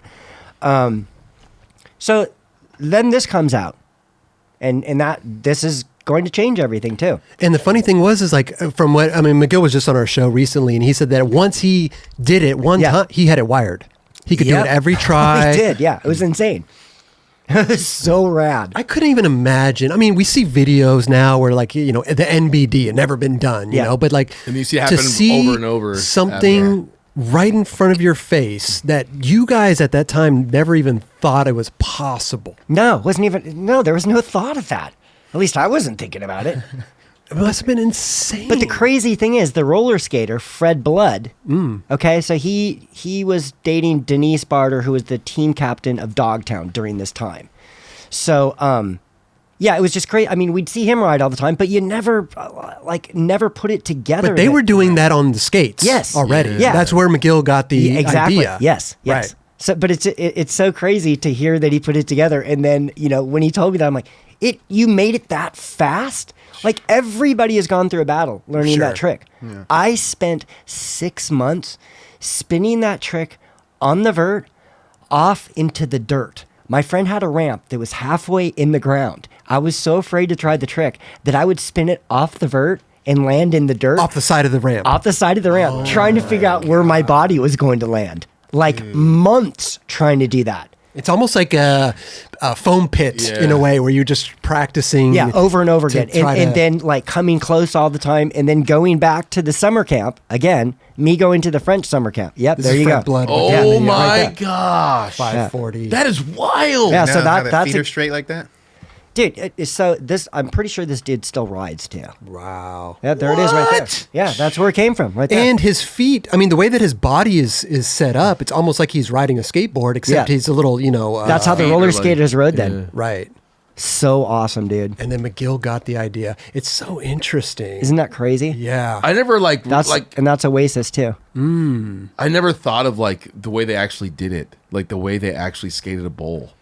Yeah, because you're not really paying attention. But like, dude, the guys like this guy, the guys that had style, made it look like they were seriously skating. You know what I mean? Brian Wainwright, like, a lot of those guys were just insane. But yeah, it's so cool to know that. Oh my gosh, that's Denise right there. Oh wow, that's so crazy to see this stuff. Oh my gosh. So, like, what I was saying before is like, you're seeing, you show up at a contest. Yeah. Every, there's at least one new trick being done that somebody kind of came up with or whatever. And then you just said that you wouldn't even try their trick before they did. No, there was like an unwritten. Yeah, it was like an unwritten rule. Like, if some guy's got a new trick, like, you're not going to come the day before the contest and try to learn his trick. It's just. You know what I mean? Okay. It's tacky. Yeah, it's tacky. Okay. But then after the contest, you would all go try to learn it. Oh, yeah. Well, if it was something we wanted to do, of course. It was fair game then. Yeah. That's when it's okay. Yeah, exactly. Was there anything that was like people were coming up with that was just like corny, that you're just like, oh come on, dude. There's so many. Like, there's okay, so it was kind of a Both ends. Yes, Both exactly. Ends. Okay. Right. Okay. It's crazy. You know what I mean? Yes, of course, I do. Let's move back forward Okay. where we left off, like Okay. Lalapalooza stuff. Okay. Lollapalooza's over. Yeah. You're still skating. And then, but you're still like hanging out with Tony at this time, or No, are I'm you still in Arizona. Still in he's- Arizona. Yeah. So Okay. I've not. He had not talked me into moving back yet. Oh, he talked you into moving back. He just basically said you're not doing Oh, that's right, you anything would over say, here. yeah. You know what I mean? Okay. Like, get out of here. Like, you guys are just partying all the time. And I just started thinking about it, and I was like, I was having so much fun, like skating in my pool all the time and stuff. And I'm like, it'd be rad to like ride with more people. And all my friends had basically quit by this time too, because a lot of them decided to be musicians, so nobody wanted to break their wrist. Were you feel like when he told you that? Were you feel like you were like piling out almost, like you weren't really doing anything, or you not that kind of feeling? I was ready for a change. You know what Okay. I mean? I'd been in Arizona for so long. Like, skating was I'd gone through the greatest time of that. Like, the music, everything was so insane. Then it was just kind of, nothing was really happening. Okay. You know what I mean? It was kind of just an awkward moment. And so I could see skating was picking up in California, and there was definitely, I was going to have more people to ride with. Like, I could just go to the YMCA. So Yeah. that was kind of my idea. I mean, you could skate vert without little kids laughing at you. Yes, right? exactly. Right. And it did take me a little while to probably get everything back, because I mean, I had grinds and all that stuff, but I couldn't really do big errors in the pool or anything like Okay. that in my house. So I kind of had to, get back in. But it kind of came quick, and immediately was all I wanted to do anyway. So I was just doing that, and then trying to figure out, how am I going to pay my rent and live out here? I was How's just that about to gonna happen? ask, Yeah. what was the deal with that? Because Tony's asking you to move back, and you're just like, okay.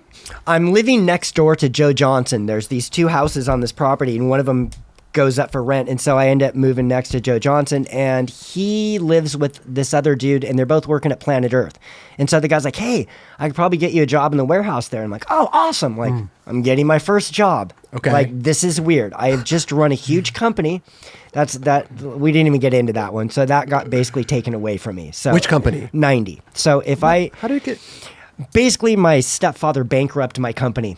Wow. And so I went to work the next day, and the building was locked, and I was broke. This is underneath your nose. You have no Underneath idea what's my going nose, on. Millions of dollars. No. And then I was broke. So now I'm in California, and I'm getting the first job I've ever had in my life. And Wow. I'm working in the warehouse. And I remember how rad it was, because I remember somebody goes, hey, that's rad. Kevin Staab came in today. Did you guys give him some stuff? And they're like, no, he didn't come in to get free shit. He works in the warehouse. But see, like to me, like that would be like it wouldn't be a rad. It wouldn't be a rad thing. Like it would, if I would feel like it would just be like, what am I doing now? I'm working in a warehouse. You have no idea. Like, I went through depression. I was like, okay. I'm 27 years old. I pretty much had done everything I wanted to do. I'm well off from the money that I made through everything I did. And then all of a sudden, one day, it's all gone. Right. It was all gone. So there That was it. a bout of depression Yes. and this. Oh, okay. And so that's when I started, playing in the band, partying a bunch, and just kind of, Fucking off. Yeah, just kind of, just not really caring. You know what I Right, mean? And, right. and just knowing I could do whatever I wanted to do, and that's basically what I did. Okay. But I wasn't really happy. You know what I mean? I knew as soon as I started thinking about skating more, I'm like, oh, I want to go back to the level I was at. I don't want to just be cruising around here. And so then as soon as I moved out to California, then I got the job there, and then the demo stuff started coming up. Like Rob Dodson over at Airwalk started hooking me up with demos and shoes and stuff like that. And, Tony would do a couple things here and there that I get to go along with. And then I was just like, oh, this is way more fun for me this time around. I don't have to go to contests. Like, I don't have to have that pressure, but I can still go around and be in front of people and skate. You're not obligated. Yeah, and that's all I really wanted to do, because that's why I got into it in the first place, because I loved it and it was fun. And then when I wanted to be good, I realized it's a lot of work to get there. Yes. You know what I mean? A lot of Like- people telling you what to do. Yeah, and- exactly. yeah, And then, yeah. some people were really good people and other people weren't. You go through a lot of stuff, and you sure. don't.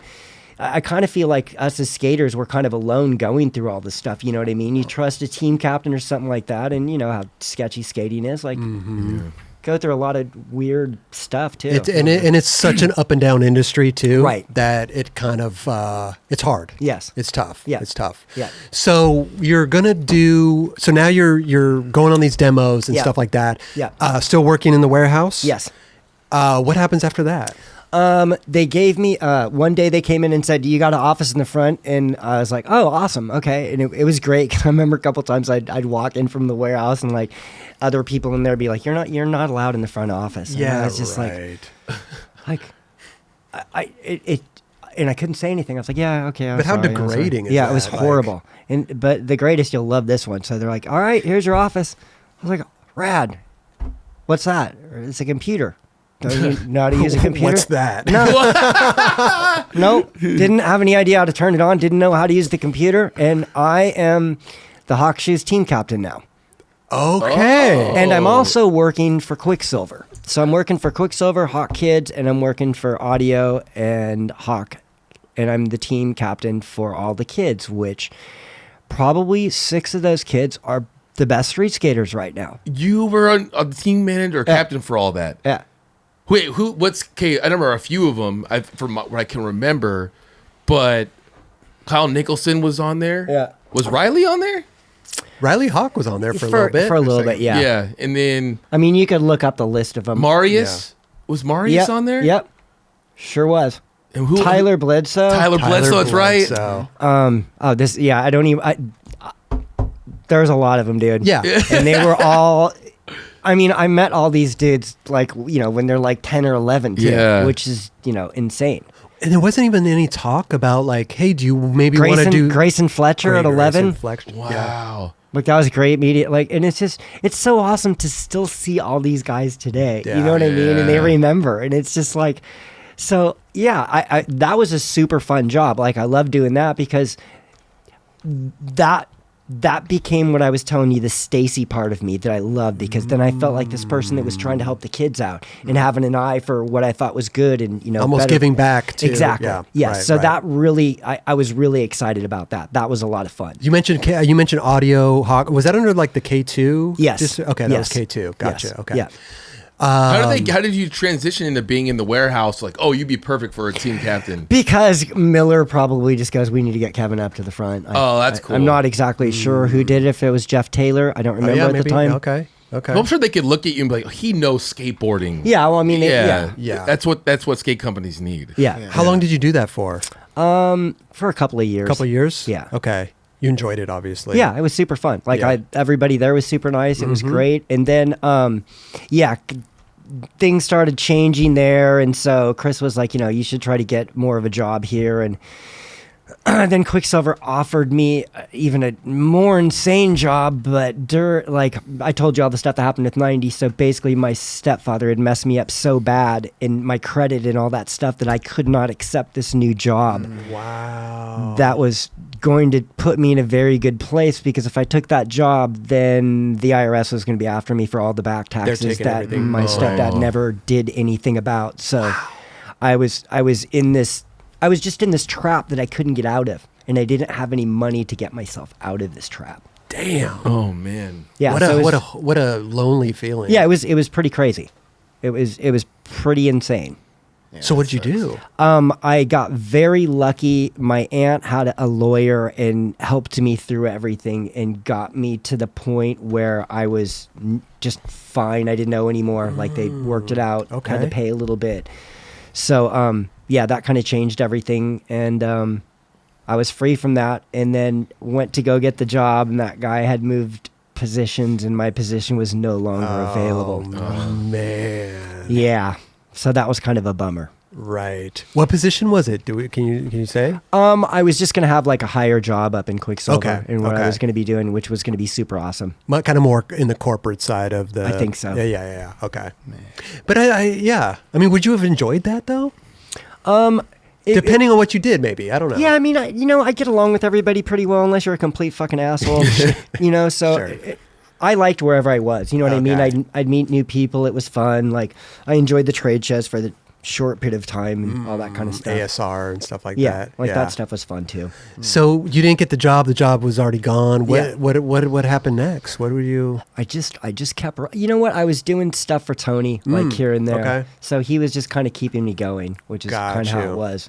And you stayed down in San Diego at that point? Yeah. Okay. Yes. So I moved. I stayed down there the whole entire time. You got to realize, like, kind of where I'm at is, pretty close to where I grew up in Solana Beach as a kid too. Right. So Yeah. Right. And you're still down there? yes, Ooh, nice. yeah, no, I love it. Like I say I live in the Bermuda Triangle of happiness because I'm like halfway to Tony's house and halfway to the ramp, and I'm like kind of in the middle of that.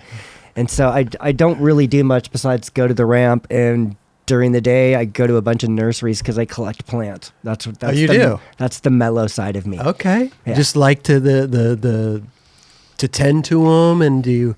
It's I don't know the best way to explain it. I always wish I had this part of me as a kid because I feel like there's two sides of me. There's like the crazy music, skateboarding, full of energy nut guy, and then there's the mellow guy that just likes to go to the nurseries and look at plants and palm trees and tropical stuff. Has Okay. that always been a thing? You had the green thumb? No, I kind of picked it up about 8 years ago when I got all these horrible letters from my HOA saying I have the worst yard on the block. And I'd have those gardeners that come over for like 3 minutes, to like cut something really crappy and be out of Moment there. blow. They were just super simple. And then my neighbor invited me in his yard, and I was like, a yard could look like this? Really? Okay. And so then it just, that was it. I had just switched off into a whole nother world. And all my friends are like, what is going on with you? Like, you're crazy. He's out And then there I- gardening. Yeah, and then I just got this idea. I was like, I live in this townhouse, and I'm like, I am going to build a jungle around my house. And so that's what I've been trying to do for the last year. I go to these different nurseries. I look for things that fit perfectly the way I want them to be in my yard. And that's kind of what I'm doing. So if you ever go to like the wild animal park or the zoo, I want a miniature version of that at my house. Any complaints from the HOA? All the time. The one I have right now is you need to trim your trees and your shrubs and stuff like that. Okay. And all my neighbors are like, just let us know when the HOA comes over because we'll all talk to him. Because Oh, all okay. my neighbors absolutely love me, Love which it. is the greatest Rad. thing. And they love my yard. So it's super awesome. So it's What's super the problem? fun. What's the Yeah, problem? exactly. That's how I look at it too. You know what I mean? Like, that's one of the things I love. Like, look how much more beautiful everything is getting. Like, everything landscaping is changing. People are planting more. Like, I love seeing that stuff. Right. You know what I mean? Yeah. I don't know if that's a buzzkill, but that's anyways. No, so that's like, no, not at all. You know what I mean? Like, I feel like everybody has these things to do. And another thing that saved my life going through this last surgery of mine and not having things to do and just like, the doctor like, what do you want to do? Like, what's your main goal? I'm like, I just want to walk again.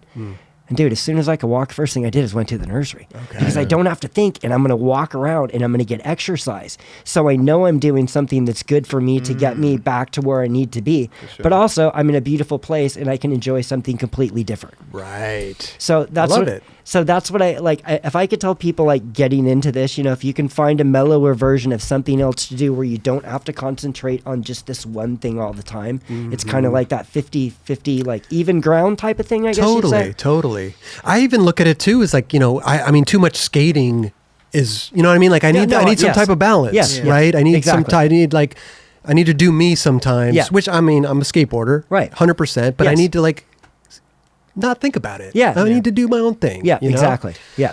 Let's call it a little reset. Well, it's kind of like when you're Chill for a working. second, It's you like know? when you're trying to do a new trick, and all of a sudden you just do it so long where you know that it's not going to get any better because you're in this fucking rut where you can just go away for a time and then come back with like a fresh thing, or maybe there's something different to try. You know what I mean? So, but I guess all these things come with age and patience, and for these sure. are things that you Patience is- learn. You know yeah, what For I mean? sure. Right. I mean, hobbies, little Yeah. other things. You discover there's more to life than just a skateboard. Right. Right. Yes. Can we could just go back to Tony real quick? And you were Sure. you were doing stuff for him. Yeah. After the Quicksilver thing and Yeah. whatever. Did you start working for Tony? Yeah. After that? Yes. Okay. I gotta give it to Tony. He is probably the best spokesman we could have for skateboarding. Oh, yeah. Hands down. Hands down. There is Like, nobody else. He's our Michael Jordan. Yes. Like he's the guy. It's cool. He looks out for his friends too. And he does. Yeah, That's yeah. the thing. It's like I seems think like he he looks really out for does. skaters more than he's come up here a couple times Yeah. for little things that we had a little video game thing and I think he's just like, oh, they're doing that. I'm gonna go up there. Yeah. I'm gonna go support them. Oh, I'm gonna. he's He doesn't 100%. have to come drive 2 hours to come to do a little thing with Right. us. You know what I mean? But he's like, I'm down. Yeah. These guys are doing it. Let's go. You Dude, know? he's always been that way. And the other thing that's my favorite thing about him is he's never changed throughout all these years. Like he's the still best. exactly the same genuine person that he's always been. Yeah, I through mean, all we of did a little like he came up and we played Tony Hawk's pro skater. Rad. And it was just cool, you Yeah. know? It wasn't, I just look at Tony as like a guy, he's here for skateboarding. Yes. 100,000%, you Yes. know, and all the skaters that are in it. Right. Which is, I think it's beautiful, man. Yeah, it is. So how is it like going into and working with him? And like, what do you do for that? Like, what do you? Well, I was just helping out with a lot of. Let's just say I wore a lot of hats at the time. Okay. No, so just whatever needed to be done. That's kind of just how it goes. Okay. And what like? The right hand man type style, like hey, or Just stuff at the house, stuff at work. You know, just. yeah. An assistant type deal. Yeah, and somebody that he can trust and not worry about it. You know what I mean? Like Yeah. you can count on me for pretty much anything. So it's just, Got you know, Right. we got to go. We need somebody to watch the house, or this has to happen right now, or something. So you know, I ended up being that guy for a while. Any like So, business which is cool. stuff, like his foundation stuff or anything? No, no, okay, never, okay. never did any of that stuff. I stay out of every single thing. I just want to go skateboarding. That's it. You know what I mean? That's Right. it. Or anything I can do to help with stuff like that. That's how it is. Like Right. I don't try to get myself into anything else. Like, Okay. And Okay. it's always kind of been that way. Like, I think one time I told him, like, if I can just do all the vert demos with you as long as we're skating, that would be awesome. And that's what we've been doing. I love it. I love it. And the fact that you like, can go skate his ramp damn near anytime you want, and like, Oh, it's the most ridiculous thing ever. It doesn't even make any sense. well, because I've heard that ramp is probably the most perfect vert ramp. Yeah, it in fucks existence. everything Heard else that up. many times. It's crazy. It's horrible. Every time I have to go ride something else, I can complain about every single. This is too slippery. There's a kink there. The coping's not perfect. Yeah. It is. It's the country club. That's exactly what it is. It's completely perfect. And But it's insane because he could break the ramp down. Yes. It's like it's a boom boom hug jam ramp, Yes. right? Yeah. Yeah. So, Break it down, and build that's it what's in. crazy to me is like, here's this like removable pieces ramp that's the most so perfect insane. thing. Yeah, it's insane. But here's the thing is like, you said you slipped out Yeah. when you broke your femur. Yes. How does something like that happen? It's a warehouse, it gets dusty? Yeah, it just gets dusty. Okay, You know how okay. it is. Yeah. I mean, the DC ramp was insane. That thing was dusty all the time. Like, at least Tony's, most of the time, it's good. But Okay. unfortunately, those are my two last injuries were both sliding out. I did the same thing with the shoulder. Same thing. Same thing. Back ollie over the channel. Just remember, I was going up to do a lean air, and I just started sliding like this. Same thing. Held on to it a little bit longer, so went up the wall a little higher and nailed the shoulder right Oh. there. So it's exactly the same thing as I did this time breaking my femur. I don't have a good story. I slid out. Do you like clean the ramp now before you skate? Is there a Most of the Sure. time we try to do that all Yeah, the time, yeah, but a lot of the yeah. guys just come and ride. You know what I Okay. mean? So it's just that. But that's the only thing that scares me is sliding out. That's the only thing I'm afraid of because I don't tame down my skating. Like I'm not going to be. You're not going to catch me just grinding or things like that. If I can't go as fast and as high as I want to do, then I'm not going to want to do it. Like, How do you clean a ramp? Like, what's the best scenario? Like, just to, dude, I seriously just grabbed the mop and just Yeah. run up to the coping and just slide down on my feet like 3 feet because then I'm doing all my stretches at the same. I'm doing my warm up by sweeping the ramp, but granted, I haven't done the whole ramp in a long time, like sweeping it, like just because I'm, my legs just getting better right now. So, back to that for just a second. Please. So, basically, the doctor said 6 months, you're going to be okay. So when I went in for my 3-month visit, and he took the X-ray and then laid me on the table and started shaking my leg all around, going, "Does this hurt? Does this hurt?" And I was like, "Nope." And then he looks at the X-ray and he's like, "Okay." I'm like, "Oh, okay, what?" He's like, "Okay, you're good." I'm like, "I'm good for what?" He's like, "You're good to do what you decide that you want to do now." So I'm like, Wow. "Okay, so this happened in like 3.5 months, what you told me was going to happen in 6 months." He's like, "Yeah, I don't know what you've been doing." I'm like, "I just 5 times more than you told me to do."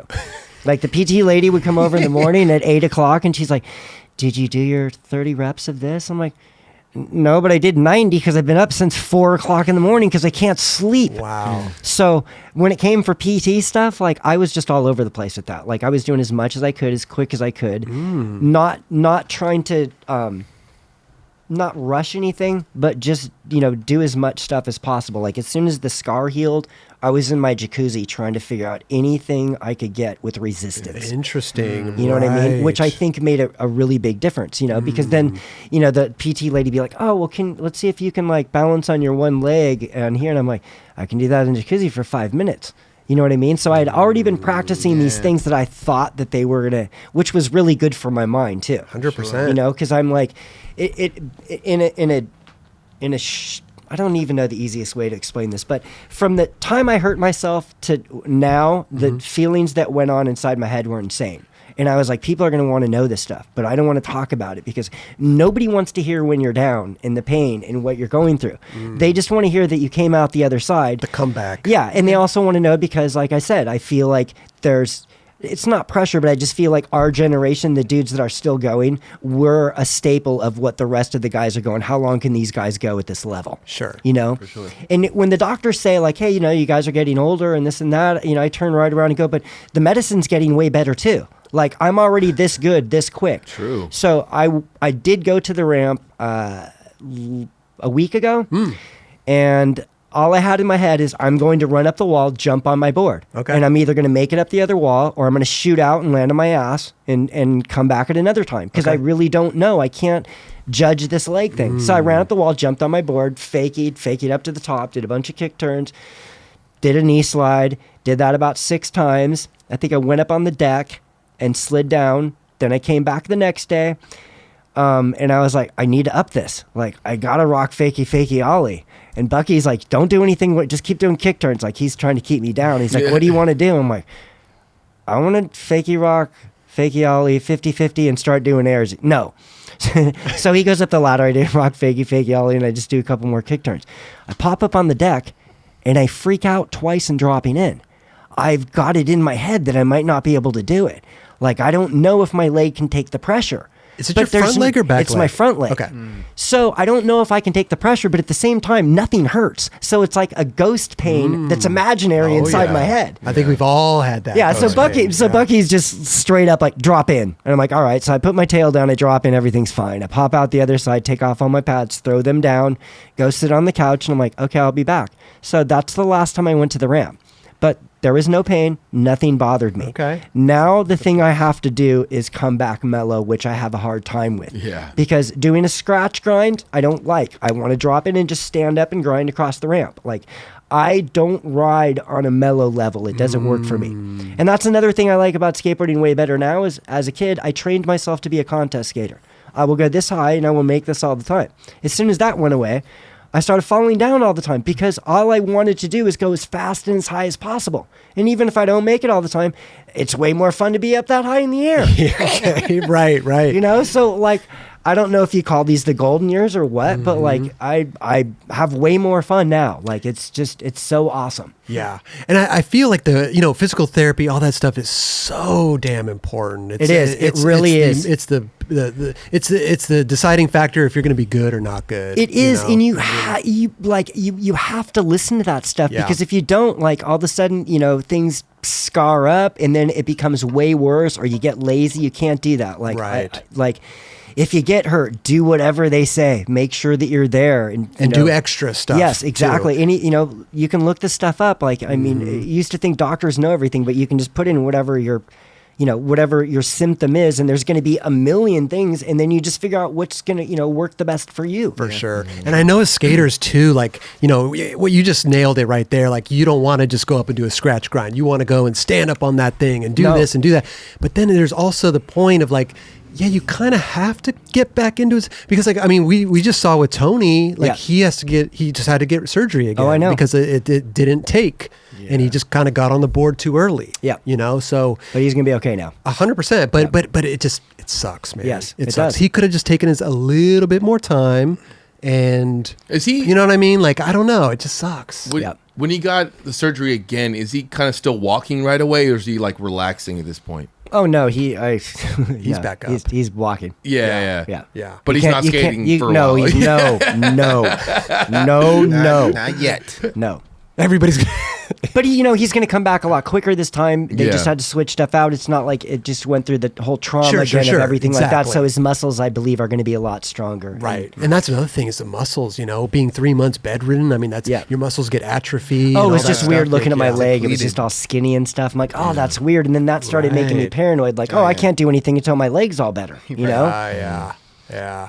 So do we have, I mean, you said you're skating the ramps again. Let's hear here. So there. So I was actually going to go today and I forgot that I had this today. And so, I told Cab, let's ride tomorrow, but he's gone. I think he's going out of town for a concert. So And then Cab Probably with it. next Cab week. with his femur too. I Yeah. mean, he broke it on a motor. yeah, motocross, Moto but- Mondays. I tried to cancel Moto Mondays. I was You're- like, McGill Cab, like that's all we do is hurt ourselves anyways. Like, why do you want to go? Why do you want to ride that? It's just going to be worse. And then like, hey, why don't you come ride along with us? I'm like, because what am I going to do? I'm going to learn how to ride the motorcycle. I'm going to go faster. I'm going to go further. I'm going to go higher, Yeah. and then I'm going to get hurt. Yeah. So no, Forecasted- like I just will not do it. I will not do it. And this is a while ago when they told me this, and then both Mike and Cab completely destroyed themselves. I forgot Mike did it too. Yes.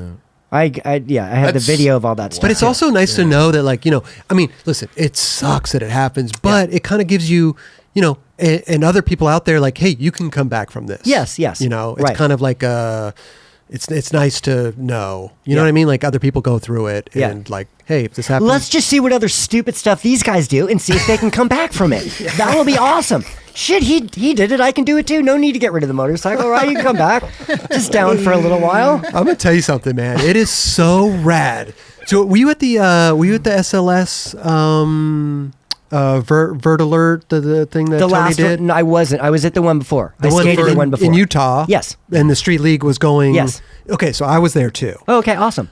And I got to tell you, man, it is to see all you guys together and to see like even the new kids up there, Yeah. Bob Burnquist Yeah. and you and Cab and Christian and Tony and like, Dude, you're it's just like, making me smile. Like, Well, those are I all my mean- favorite people. but it's like, and then to have the new school generation there getting so hyped and so amped and they're filming it. It's like, I mean, I'm sitting there going like, oh my God, like I may never see this again in person. You know what I Yeah, mean? Like, I know, it's crazy, right? it was like this like magical thing, and I never film with my phone. I'm just not a film guy, but Right. I was sitting there just watching and just I had to that's take it so all in. Awesome. That's awesome. I mean, it's just like it was just magical. You know what I mean? There was Yeah. just something about it, seeing all you guys together and everything. It was Doesn't it was happen that mind-blowing. often. It's No. very, very rare that all these guys get together and have one of those moments where, And it's the funnest It's a thing. sesh. Like whenever we see each other, it's always like if I see Christian, I can guarantee that my face is gonna hurt for another half an hour, right? Because he makes me laugh so much, Yeah. like he's always done as a little kid. Like it's insane. Yeah.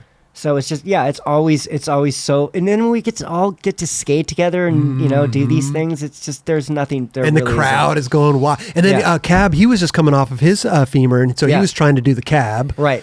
And got it. He got it. Yep. But it was just so rad to just see. He's just coming back from this thing, and I talked to him there. I was like, "How do you Yeah. feel?" He's like, I'm like nervous. You know what I mean? Like Yeah. God, I wanted, but just he did it. And I'm Yeah. like, oh my God, Perfect, And just like Cab does it. then Burnquist is there doing his. It was just. It was Sandro Diaz. It was He so like rad. dude, Yeah. launching. Yeah, Sandra. yeah. We got the whole he's thing on right another here. This is level. the, yeah. That The dude further- can fly. Every single time, dude. Like, I don't think anybody has legs that strong. He can run. Have you ever seen him run up the ramp and do a 540? What? No. Oh yeah. I haven't seen it. Oh Straight yeah. run? Oh, Sandra will run up, jump on his board, and 540 on the next wall. Wow. Seen it so many times, dude. It's insane. He's a beast. Yeah. And dude, he's just good at everything. Like everything. And there's one thing about watching Vert. It's one thing to watch it like this. I recommend to anybody, if you have a chance to go watch Vert in person. Yeah. It is so amazing. Dude, I feel the same way. Like I have just as much fun watching as I do riding. Like some of the times, like in these demos, like they're like, hey, you need to drop in again. Like I forget that I'm not skating. You know what I mean? I got to put my tail down 3 other dudes. I'm like, I'll go later on. Don't worry. Well, About I'm just going to watch. Yeah, exactly. So Yeah. it's just like, like that was just insane. Well, Yeah. to most people, a ramp like that is terrifying. Yes, right. It is completely. Like, I looked down on it. I dropped it on one 13-foot vert ramp, and that was the scariest thing I've ever done. Yeah, and to see you guys just do it casually, make it look so easy. Oh my gosh, the first time I seen myself There skate. you See, I go. want to do There you that. go. That's what I need to do. I need to go do airs. Look at all the colors. Yeah. Got the Yeah. colors It's going. always 1980 something. It's always. But it was so rad. It was, like I said, man, it was, I can't say it enough. It was just, there was something about that. That's awesome. I think we feel the same magic. You Yeah. know what I mean? And it's so rad to hear other people say that, you know? I mean, it's just, I didn't live through this era. You know, I lived through it, Yeah. but I wasn't skating, Right. right? So, but it just, I'm learning about it on the 9 Club and Yeah. talking to these people and learning, and then it's kind of like you get taken back in time almost to like what it could have been like Right. at some type of contest or demo, or you know what I mean? Yeah, totally. I Like do. it was just fucking rad, man. What's it like seeing all the new generation, like Jimmy Wilkins, and Oh everyone my come god, up? Jimmy Wilkins. Elliot Sloan. You know, the funny thing is I was working for Hot Clothing, and I was at the Tampa Am, and they're like, hey, you should bring your stuff out. We're going to have a vert ramp. You can skate. And I was like, awesome. So I went out there, and I put my pads on, and I was about to drop in, and there was this kid on the extension across from me, and he dropped, and so he put his tail down. I just lifted up my board, let him drop in. He did like 8 tricks, and I was just like, who's this kid? So anyways, I went out to dinner with him and his mom, and I was just like, you guys need to move to California, and Elliot can come skate with me and Tony every single day. And she's like, are you kidding me? And I remember the next day she asked me again at breakfast, like, hey, do you remember what you said last night? And I was like, yeah, I told you guys to move to California so Elliot can come skate with us all the time. So a couple weeks later, they move out, and Elliot's riding the ramp, and I think he rolled his ankle really quickly. So he just had like a rough year in the beginning, but he'd get a couple of good days, and Tony'd be like, who's this kid? And I was like, I found him at this place, and he's just insane, and just wait till you see what he does. So he was hurt for so long, and then he just came back with a vengeance. And I knew it. Like, like Elliot I think he just turned 30. Like, I grabbed him at 15, and I was like, this kid needs to be here. And I just saw it. I just knew it. I had no idea he was going to be as insane as he is. But yeah, that was... So you found him basically. I found him Yeah. there. Jimmy, I've known for a long time, because every time I would go ride the YMCA by myself, because nobody would ride there, I'd go ride the pool, and Jimmy'd come in and ride the pool with me. And I remember he'd, hey, can I go to Tony's one of these times? And I got him in there sooner or later. And then all of a sudden, it was just like he was there every day, and he was in for the takeover. This is Jimmy Wilkins This we're is talking Jimmy, about now. yes. He's the prince. he's like a Phenomenal. street skater on vert. He's the I mean, prince. It's insane. It's so insane. And I see it all the time, and it's still like, I mean, I yell for every one of the, like, I'm a fan of skateboarding, so I'm yelling for everybody in the practice sessions, and I know they're just like, I wish he'd shut up. But I get excited all the time. Yeah. Like, I love watching all the guys getting better. And, like, the best dudes are there all the time. It's insane. rad. Yeah, so there's nothing radder. Like, it's like I said, like, I just want to know, like, how long are we going to last, and how long are these kids going to last, and where's skateboarding going to be then? You know what I mean? It doesn't stop progressing. It's getting longer and longer and longer, though, because, like, we were talking about it before. It's like back in the day, at 18, 20 years old, you're thinking about, like, retirement. And Or this getting and a real that, job or something. getting I a mean, real job. this is a normal person probably. Right, yeah, but you know what I mean? So it's like, and then it just keeps getting older. And now you see guys in their 40s, still sponsored and still out there killing it, Yeah. right? And then they're in the 50s, and then, so it's getting more and more. Yeah. It's getting older and older. A lot of those dudes own companies, though. That's true. Yeah. Yeah. They're able to keep that dream alive based Yeah. on them having their own companies. But Yeah. not just that. Obviously, they're still passionate about what they do. Yeah. And it's obviously you can see it. Yeah.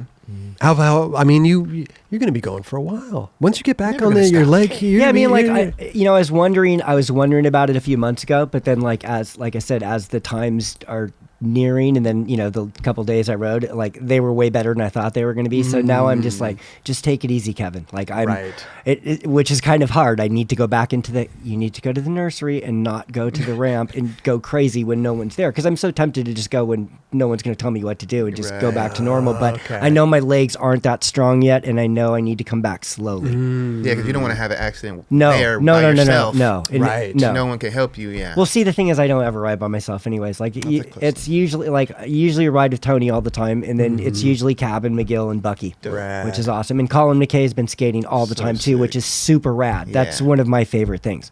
Funny story about Colin: when I started 90, the first person I sponsored was Colin when he was 11 years old. Wow. How did you?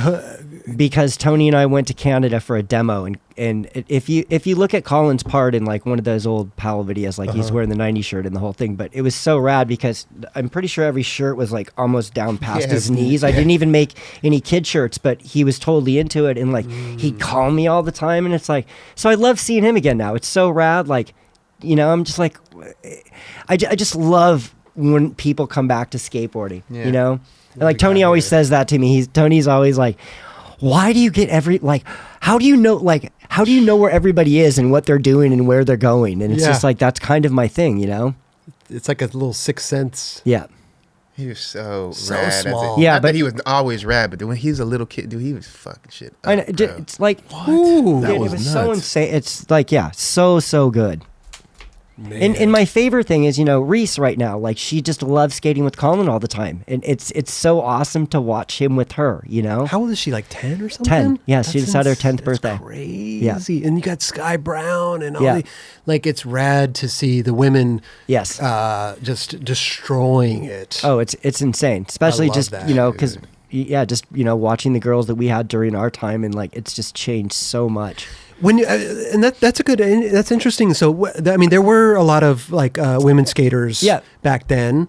Was there like a plentiful? Was there like a lot of them, or was it kind of few and far between?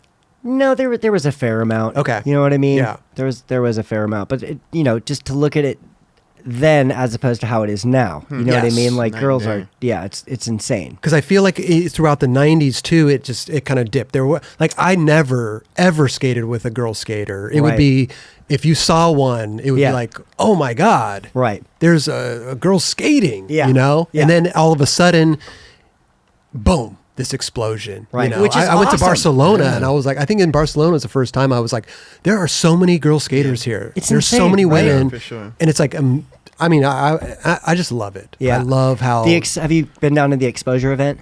I haven't made it down there. I want to go. Dude, it's like that was the first place I went when I was able to walk around and go to be by skateboarding. And when I got there, I was like, oh, it's on. I need to get back to this. Like it immediately. But the vibe at that place is just they could not be having a better time. And that's what it's all about. It is. It's such a great thing to see all the booths. Like everybody's just taking care of each other, and it's such an awesome thing to see. And that's the thing. I think sometimes some skaters get lost in, how good somebody is, or this or that, or they're comparing this. But Yeah. at the end of the day, it's like skating. It's all about the camaraderie. It's all about fun. Right. It's like that's the essence of Yes. skating. Like It is. I can watch somebody push down the street and see the smile on their face and Yeah. be like, yes. Yeah, because and it doesn't You matter know? how good you are. That's No. it. It doesn't matter. That's You it. get on the magic board and you're having a good time and you're the best. And That's we it. can all relate to that smile that Right. person has on their face. Yes, you That's totally what know it's it, all right? about.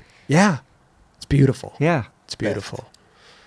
Dude, This has been beautiful. can we go skate? Let me go where? Kelly wants to drop in on the ramp. Can we go? I did it once. I'm never doing that again. He marked it off the Oh, checklist. that's checked off. That's good. Yeah. If you're the drop in, the funniest thing though, you just need a place like Woodward where you can go and you can drop in on a 4, a 6, a 8, and a 10, and then you could go straight to Tony's ramp and drop in that easily. That's No literally problem, what right. I did. You- I was at Woodward. Okay. Woodward Rad. East. Yeah. I was there. I went to the playground where they have all different ones. Yep. And then I went to, was it Cloud 9 or Lot 8 and then Cloud 9. And then I Yeah. was just like, went from the 9 foot and I was like, whoo, okay, here. And you did it. I did it first try. Awesome. But I was doing it like, I was doing a bunch of 360 flips on flat ground like that was going to help me drop in on this vert ramp. Hey, whatever you do to calm your mind down, to put, you know what I mean? It doesn't matter what it is. If that's what was working for you, like all of a Yeah. sudden, like, hey, this is really hard to do this, and I've got this wired. I should totally be able to, I don't even have to do anything but push down. I should be able to do this. Like maybe you're tricking yourself with that. I think what's scary is just when you put your board on the coping and you look down, it looks like it goes like it's literally inverted. So Yeah. you look like you're gonna drop into, you're not gonna hit your board or like wheels on the ramp until like halfway down. When you put that tail on and you put your front foot on, if you feel like you're going to make it, it's going to be fine. Yeah. If you don't feel like it, pick it back up and go practice before you come back up again. Because it's that teetering of you're not sure and then like, trying to bail out halfway through when you Yeah. don't even know how to do that. So I remember the 9 foot ramp. It had like a foot of vert on it, I think it was. Yeah. And I felt I could do that chilling. right. But that 13, that extra 4 feet, whew, that was Yeah. like I couldn't get past it. And then one time it just worked. But it's I think pools are scarier. It's cement. Yeah. The ramp will give you a little bit, but Yeah. yeah, the cement will put you right in your place. It always does. Yes. It always does. Kevin, this has been incredible. These Man. stories. Thank you, guys. You're This is such a super great fun. storyteller, and like, Yeah. I've just been enthralled this whole time. You know, we do have another show. It's the Stop and Chat, which it's essentially just guests can come back in and hang out and tell Right more on. stories and Okay. stuff. We'd love anytime you want to come by. We'd love to have Awesome. you back. Yeah, man. Come kick it with us. Rad. But can we give you some 9 Club stuff to take back Yeah, with sure. you? Yeah, Yeah. we got some. Kelly, we do the honors. course, dude. of course. We have some like Yeti stuff and some mugs and Still, stuff. well, I definitely need one of these coffee clubs. Hey, big coffee. Are you a big coffee drinker? Dude, yes. I love I coffee. love coffee. Dude, me Works too. for you. I'm an Yeah. espresso guy. I drink espresso, but I'm a big fan of coffee that I'll just have decaf in the evening too. Okay. Like I'll just drink because I don't. Obviously, I don't want to be wired at like Right. 8 p.m. But yeah, I just like have a little sip of. I love it. That's awesome. Yeah. Yeah, do me you, too. Do you brew your own or do you do I a just- simple? No, dude, I just like I'll mix up an espresso, or Yeah, I'll take okay. one of the other ones, and then I'll use like a little creamer and a little milk, Okay, and then like I've a got the special little cup. I got the little Aero latte to make the perfect got the foam. foam and- oh, yeah, dude, yeah, yeah. But yeah. it's just it's fun to do, you Right, know. I'm right. like, I'm gonna try to get that design that I got at that other fancy coffee place. So Oh, the little leaf yeah, or whatever. yeah, dude, that kind of stuff. What's your dude. name? I'm gonna spell your name. yeah. Because sometimes coffee for me is like I just see it's just the pumps of vanilla and the Oh, yeah, yeah. and No, I'm just no, like that's you know too what? much. It's just it's like you go to Europe and they just laugh at you. Oh, if yeah. you were doing that. Oh, heck you know? yeah, It's right? just like Yeah, we're not doing that. here's coffee and milk. Yeah, exactly. That's Just it's simple. It's We that don't have simple. no vanilla. We No. don't have no caramel. No, I know. Here you go. You could go to Starbucks right there. yeah, Right yeah, there. yeah, It's right there. exactly. If you it's like you're just trying to get your coffee to taste exactly like ice cream, right? Yeah. Like, Yeah. that's it. Oh, yeah. All Sugar, flavors. sugar. I used to pour so much sugar. Oh, in dude, there. me too. Yeah. But then I got to a point where I just weaned off a little bit, and now I don't do sugar me anymore. neither. I do black espresso. That's it. Now listen. Now we're really sounding like old people. Kevin, this has been amazing. You are the man. It's been so nice. Thank you That guys was so good, much, man. man. Here is Super a stoked. Yeti. You got to stay hydrated Okay. out there when you go to the Awesome. ramp. Okay. There you go. And Woo, gracias. 9 Club stickers. I want Awesome. you to run up there, put all the 9 Clubs across Tony's ramp. Of course, right there, yes. under the coping. Yes, you know what yes, I'm saying? yeah. And a mug for your coffee. Awesome. Thank you very much. Man, Kevin, it's been So an honor stoked. and a pleasure having you. Thank you guys. I've just had a Definitely. blast. That was so much Yes. fun. Thank you so much. Dude, dude. Yeah, thank you for coming, bro. Dude, thank you guys for Yeah. having me. Awesome. Amazing.